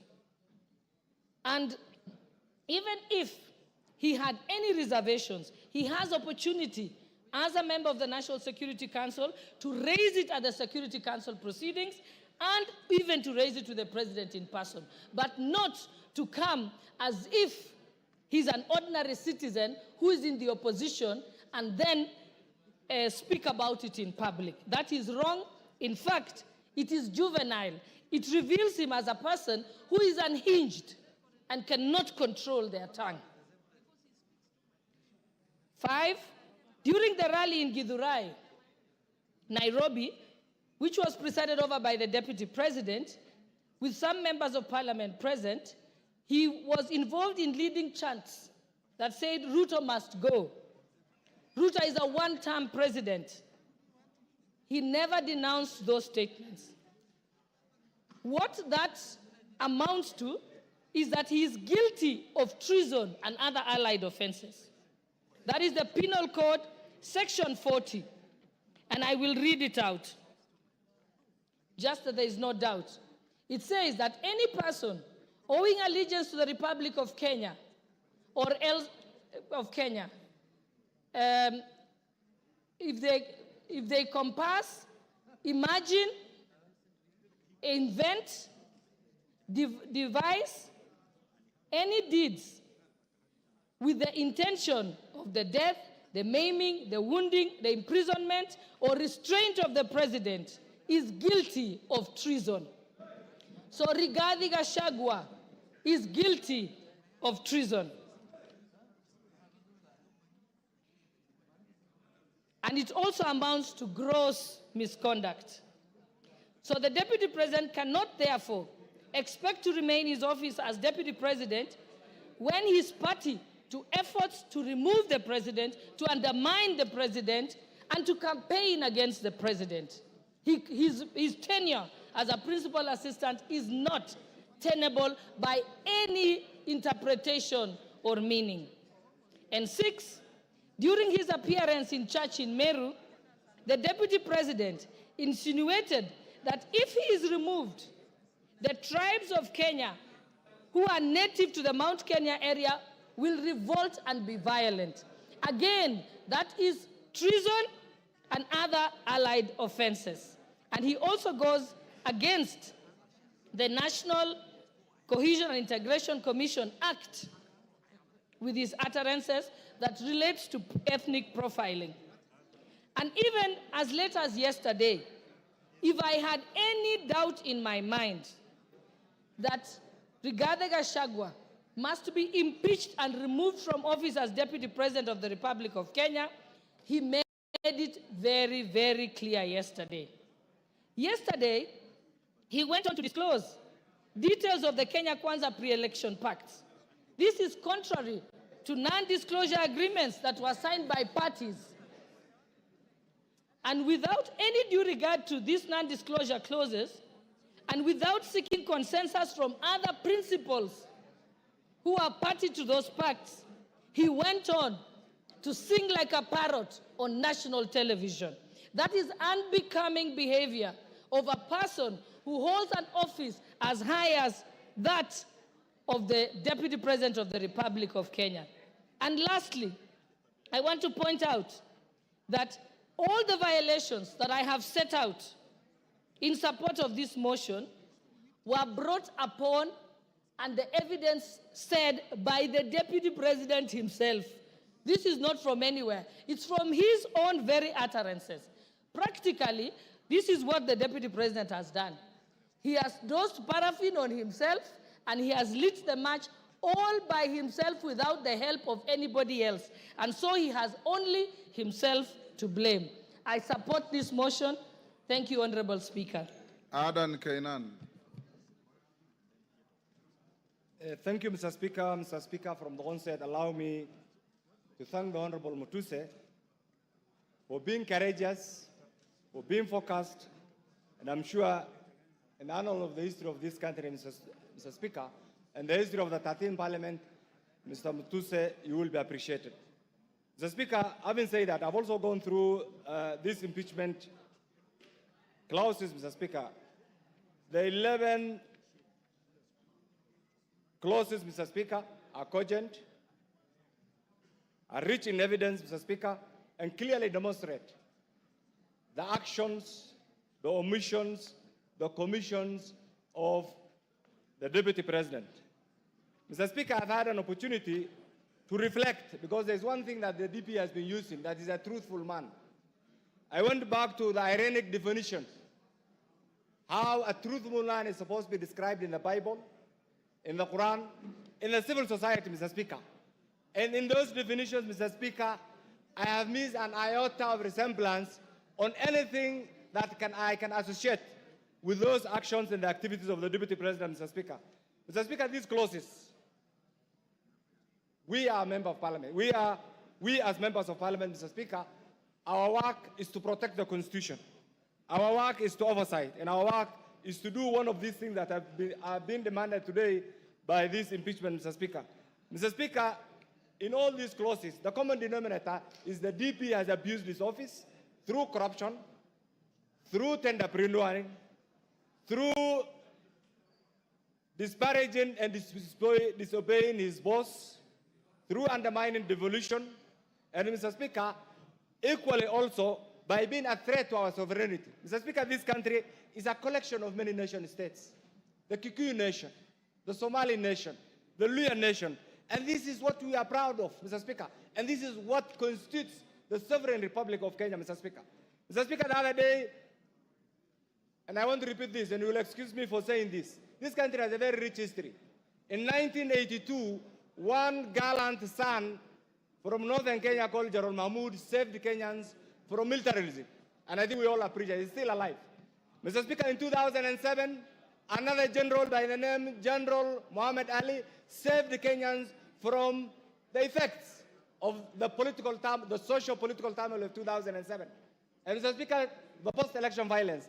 In 2024, another son from that region, Nurdin, has also saved this country from the effects and activities of Rigji and his cohorts, Mr. Speaker. Mr. Speaker, that doesn't take away the contributions of many other Kenyans. Mr. Speaker, in all this, what I have gathered, and we have been in Parliament together, we are doing a favor for Rigji. We are doing a favor for the executive, members of the executive. We must save Rigji from the members of the executive, the other members, because he's a threat to their continued performance of their job, Mr. Speaker. We must also save Rick G from the members of the judiciary because he keeps on attacking them, Mr. Speaker. We must also save Rick G from the members of the legislature because he attacks them, Mr. Speaker. We must also save Rick G from the 47 tribes, Mr. Speaker, because he keeps on attacking them. Mr. Speaker, we must also save Rick G from the remnants of Mau Mau because he keeps on abusing their name, Mr. Speaker. We must save Rick G, Mr. Speaker, because he abuses our ladies, Mr. Speaker. Mr. Speaker, we must also save Rick G from the people of Mount Kenya because he abuses their names and he wants to have them collide with other Kenyans, Mr. Speaker. Mr. Speaker, isolate them, Mr. Speaker. And finally, on that aspect, we must save himself because last night, when I watched that teleprompter-driven press conference, Mr. Speaker, one thing that came to my mind is he was incriminating himself, Mr. Speaker. Mr. Speaker, in all this, we have a president who has applied all his gingerly approach in managing the affairs of this nation, Mr. Speaker. And Mr. Speaker, what is coming to mind is we have a DP who in every statement that he utters abuses, uses the Constitution wrongly, threatens, and demeans everybody. And it's because of this, Mr. Speaker, that we as a parliament, we must go in history and support this impeachment, Mr. Speaker. Mr. Speaker, finally, you have ruled on this. And I don't want my colleagues here actually to be threatened. What you are doing is right. It is within your legislative right, Mr. Speaker, for those of us who have elected to support this by appending our signatures should also be available to vote today in our numbers to impeach Rick G. And by doing that, we'll be saving Kenya. I support, Mr. Speaker. John Makali.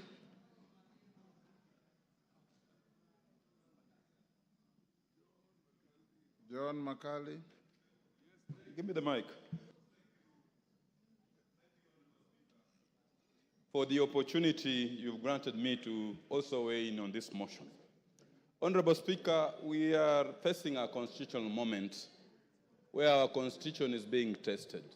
At the outset, let me state that I have nothing as against the Deputy President or where he comes from. But Honorable Speaker, the Deputy President is not an ordinary person. The Deputy President is actually the second in command in our nation. Before he assumes office, Article 74 of the Constitution requires him to take an oath of office. And Honorable Speaker, I've looked at the oath of office of the Deputy President. It requires him to be faithful to the Republic, to give counsel and advice to the President without fear or favor. Equally, the Deputy President is a ranking state officer, and Article 74 of the Constitution requires, Article 75 of the Constitution requires that in the conduct of a state officer, he needs to bring honor and dignity to this office he holds. Honorable Speaker, looking at the grounds that have been availed, I want to state here categorically, Honorable Speaker, that the Deputy President has violated the Constitution and his oath of office. Why do I say that, Honorable Speaker? One, the Constitution of Kenya, which the people of Kenya gave to themselves, requires that Kenya is a unitary state, regardless of the regions it has. Equally, Article 10 of the Constitution puts national unity, patriotism, as a key component of our national values in the discharge of our duties. Several other times, and I want to speak to this very clearly, Honorable Speaker, when the Deputy President, the truthful man he says he is, attended a church service in Bungoma, and we actually requested that we had several other problems which needed to be handled, specifically blocked road programs, employment opportunities. The Deputy President, the truthful man that he is, told us on our faces that according to the votes which we got, whatever we had gotten was enough and we had no duty to keep on asking for more projects. That is the Deputy President who is supposed to be the principal assistant to the President and who is supposed to portray national unity.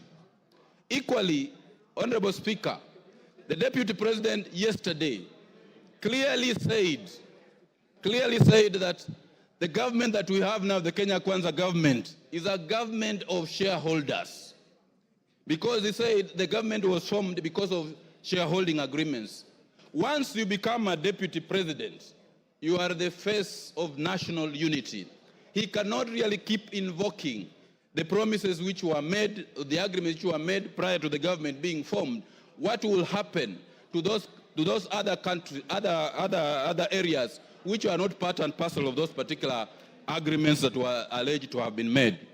Equally, Honorable Speaker, the Deputy President has committed an offense, or is reasonably expected to have committed an offense. When he was asked in his visits which he makes throughout the country, he stated that he visited Keyo Marakwet, he visited other parts of the country, and he has been given animals. And those animals, he has kept them at his home, and he now has a herd. Article 76 of the Constitution clearly indicates that when you receive a gift or a donation, you are supposed to donate it back to the Republic.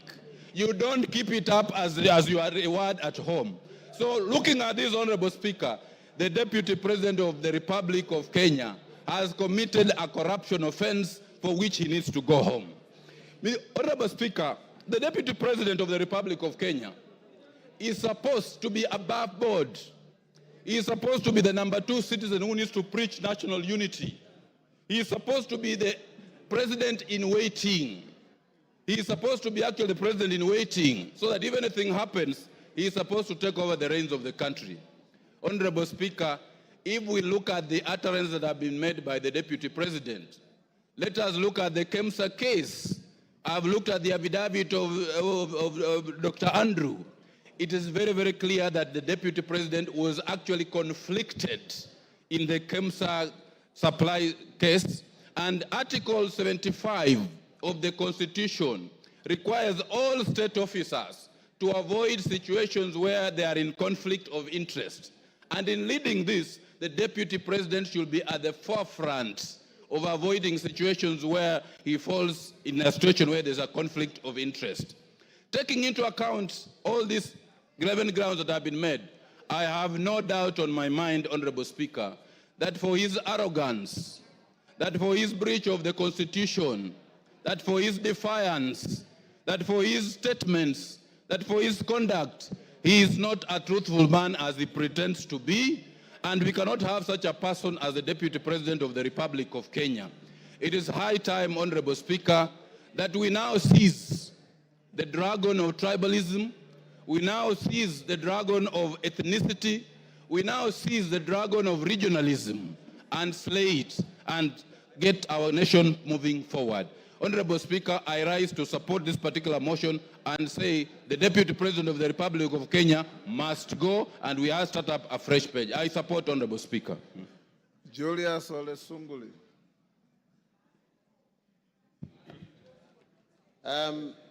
Mr. Speaker, I come from an older period, being a member of KANU, and having served in the KANU government. And I find some things rather difficult to understand. Because, Mr. Speaker, this position of Deputy President is a new one. It came in 2010. The position of Vice President had very, very good gentlemen. I still recall the way the office was occupied by the Honorable, unfortunately late, George Saitoti, Kijana wa Malwa, and indeed, the fine gentleman that we have in politics now, Honorable Kalonzo Musyoka. Those people, Mr. Speaker, understood their job. If I were to stand today and accuse the Honorable Rigathi Gachagua, I would accuse him of only one thing. He does not get it. This particular job, he does not know the job description of a deputy president. For one, Mr. Speaker, the Constitution of Kenya says that there shall be a president. And then that president will be assisted by a deputy president. Now, assisted by a deputy president. That means, Mr. Speaker, that our constitution foresees a situation where we have one driver and one makanga. And one is not trying to do the job of the other. Now, how did we get into a situation, Mr. Speaker, where we now have two bosses in the country? We have the president who is the boss, and we have the deputy president who says he's also the boss.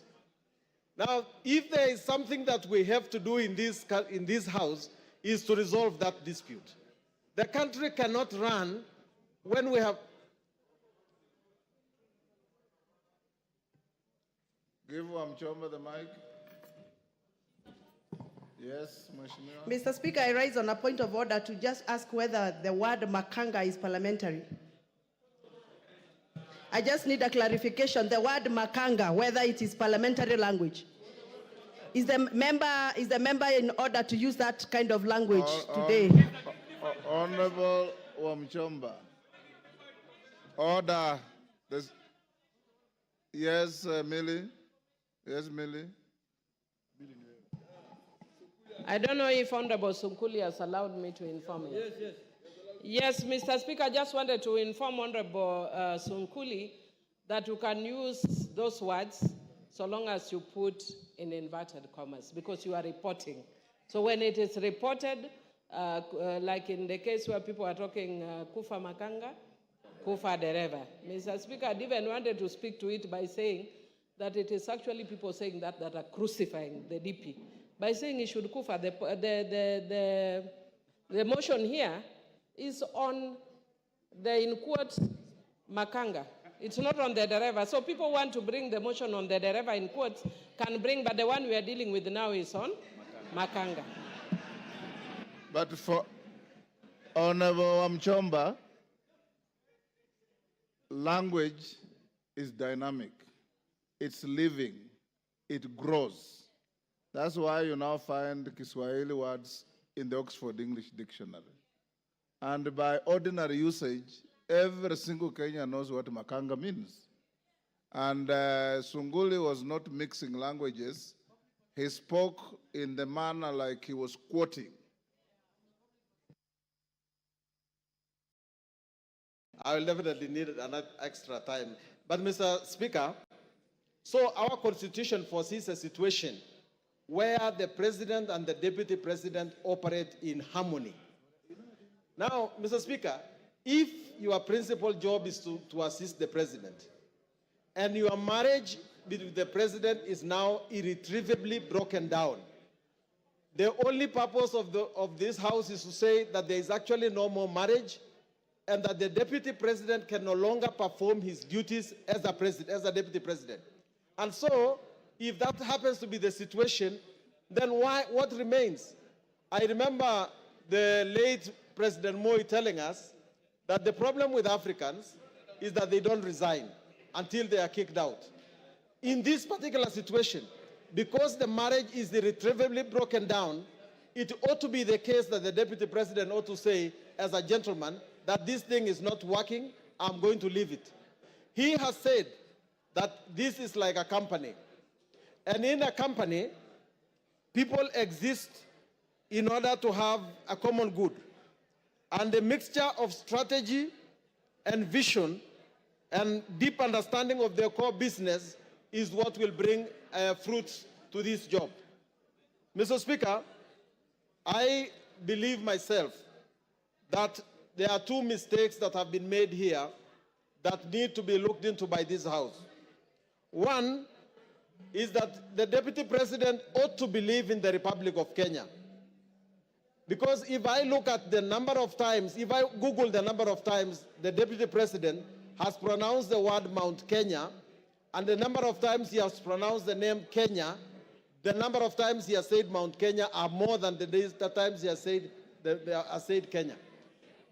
A person who takes the oath to be the Deputy President of Kenya must be a person who pronounces the words Kenya more than the one person who pronounces the words of his region. Patriotism. And secondly, the person must actually believe in his boss and must... Give him 1 minute. Mr. Speaker, if your core business is to work for your boss, you must believe in him. If you don't believe in him, what are you doing with him? The second thing is that you must believe in Kenya. If you don't believe in Kenya, that you believe that your responsibility is to look after the shares of your side of Kenya, then what are you doing with the rest of the country? Mr. Speaker, I want to finish by urging that next time we appoint a deputy president, next time the president appoints a deputy president, let him understand that that is a serious business.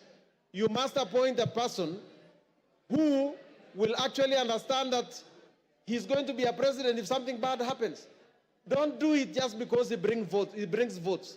Let us be serious about this responsibility, because that is where we are going wrong. Someone is saying that he qualifies just because he brought in the votes, not because he can actually appeal to the rest of the Kenyans and can be trusted by the rest of Kenyans. I therefore, Mr. Speaker, vote to impeach. Osoro. Thank you very much, Honorable Speaker. Honorable Speaker, from the onset, I want to state that I support this motion entirely without putting or proposing to put a comma or full stop on any ground that has been placed, Honorable Speaker. Honorable Speaker, I want to remind the honorable members that Clinton was almost impeached, or the impeachment attempt against Clinton in 1998 was out of the Monica Lewinsky. Read your history properly. He was actually impeached. Exactly. Monica Lewinsky matter. Of course, it was overturned later by the courts and other issues, but I'm saying it was out of that scandal, the very small scandal of the sexual scandal in White House. Honorable Speaker, I want first to start by proposing this question, Honorable Speaker, to honorable members.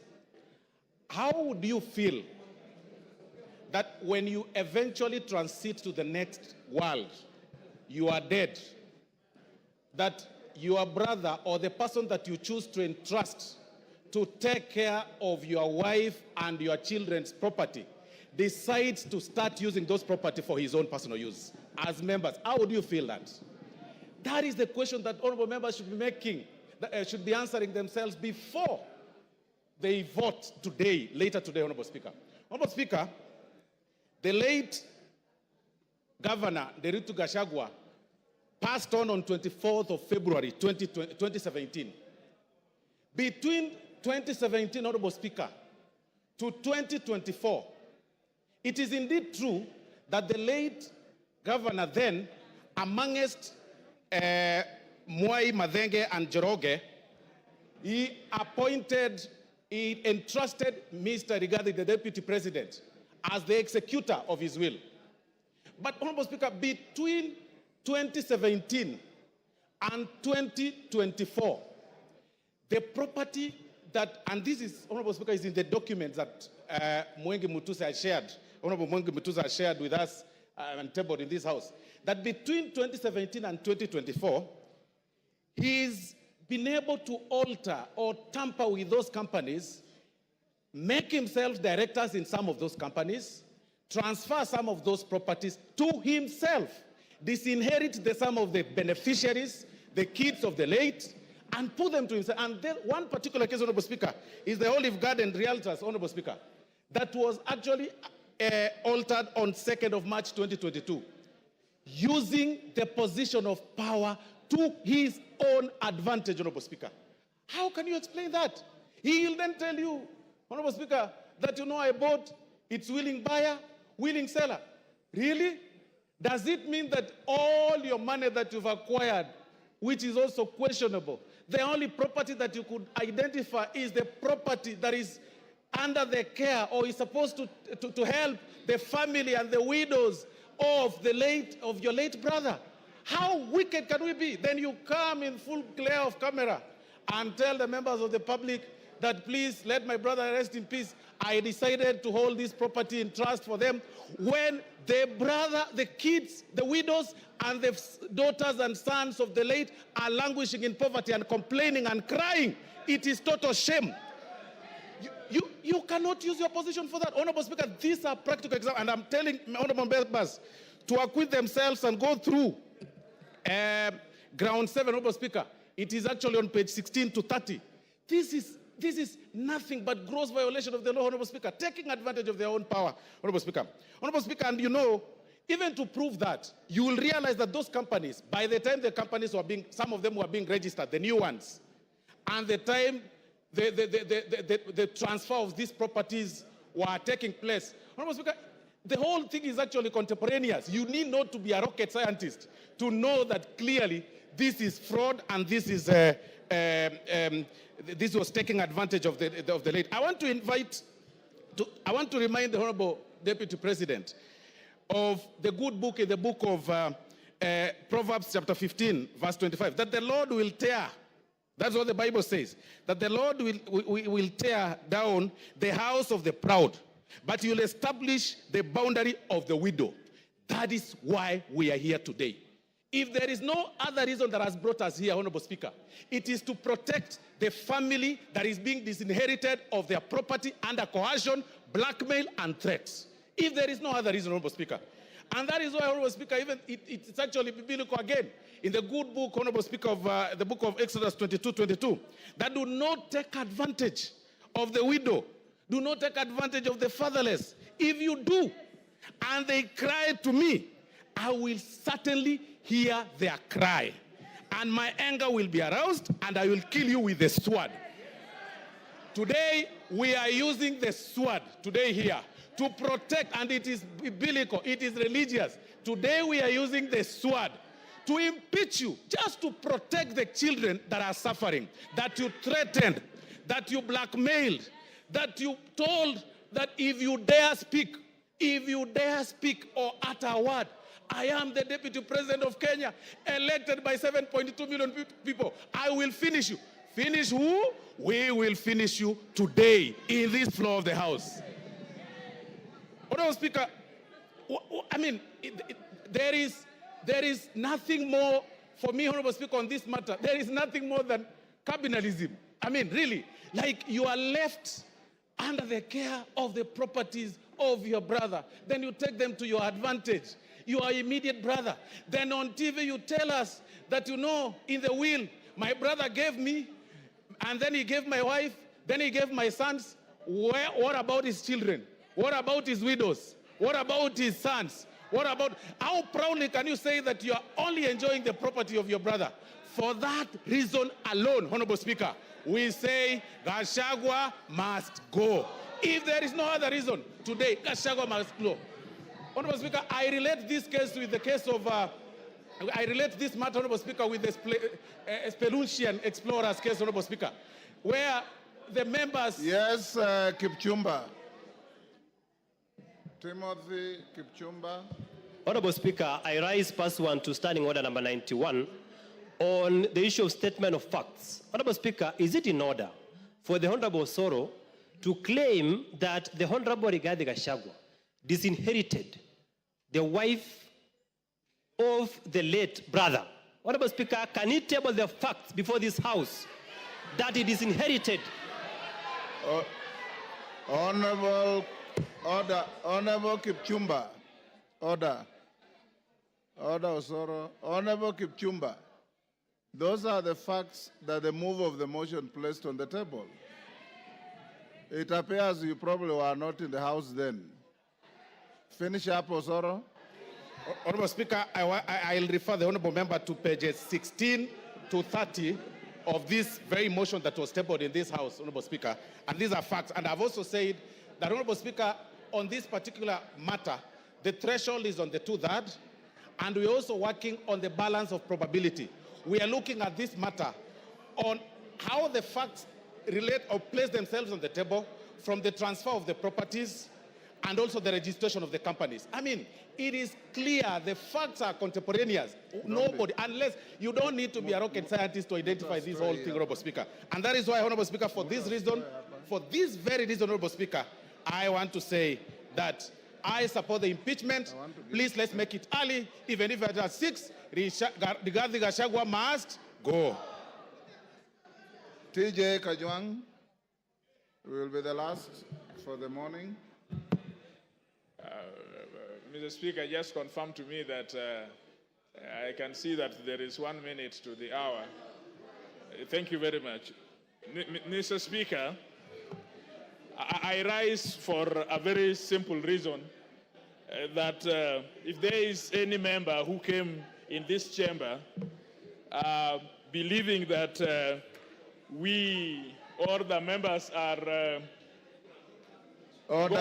going to impeach the deputy president without reason, they can listen to us and we can give them the reasons why we stand noonday to make this presentation. First of all,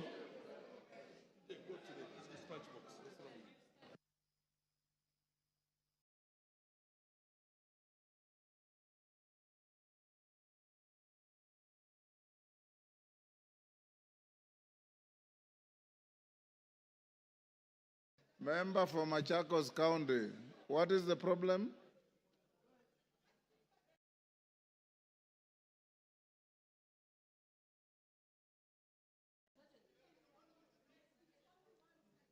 What about the dissenting voices, Shuan? The speaker has no way of knowing who is descending. Yes. Go on, Kajwang. Yes.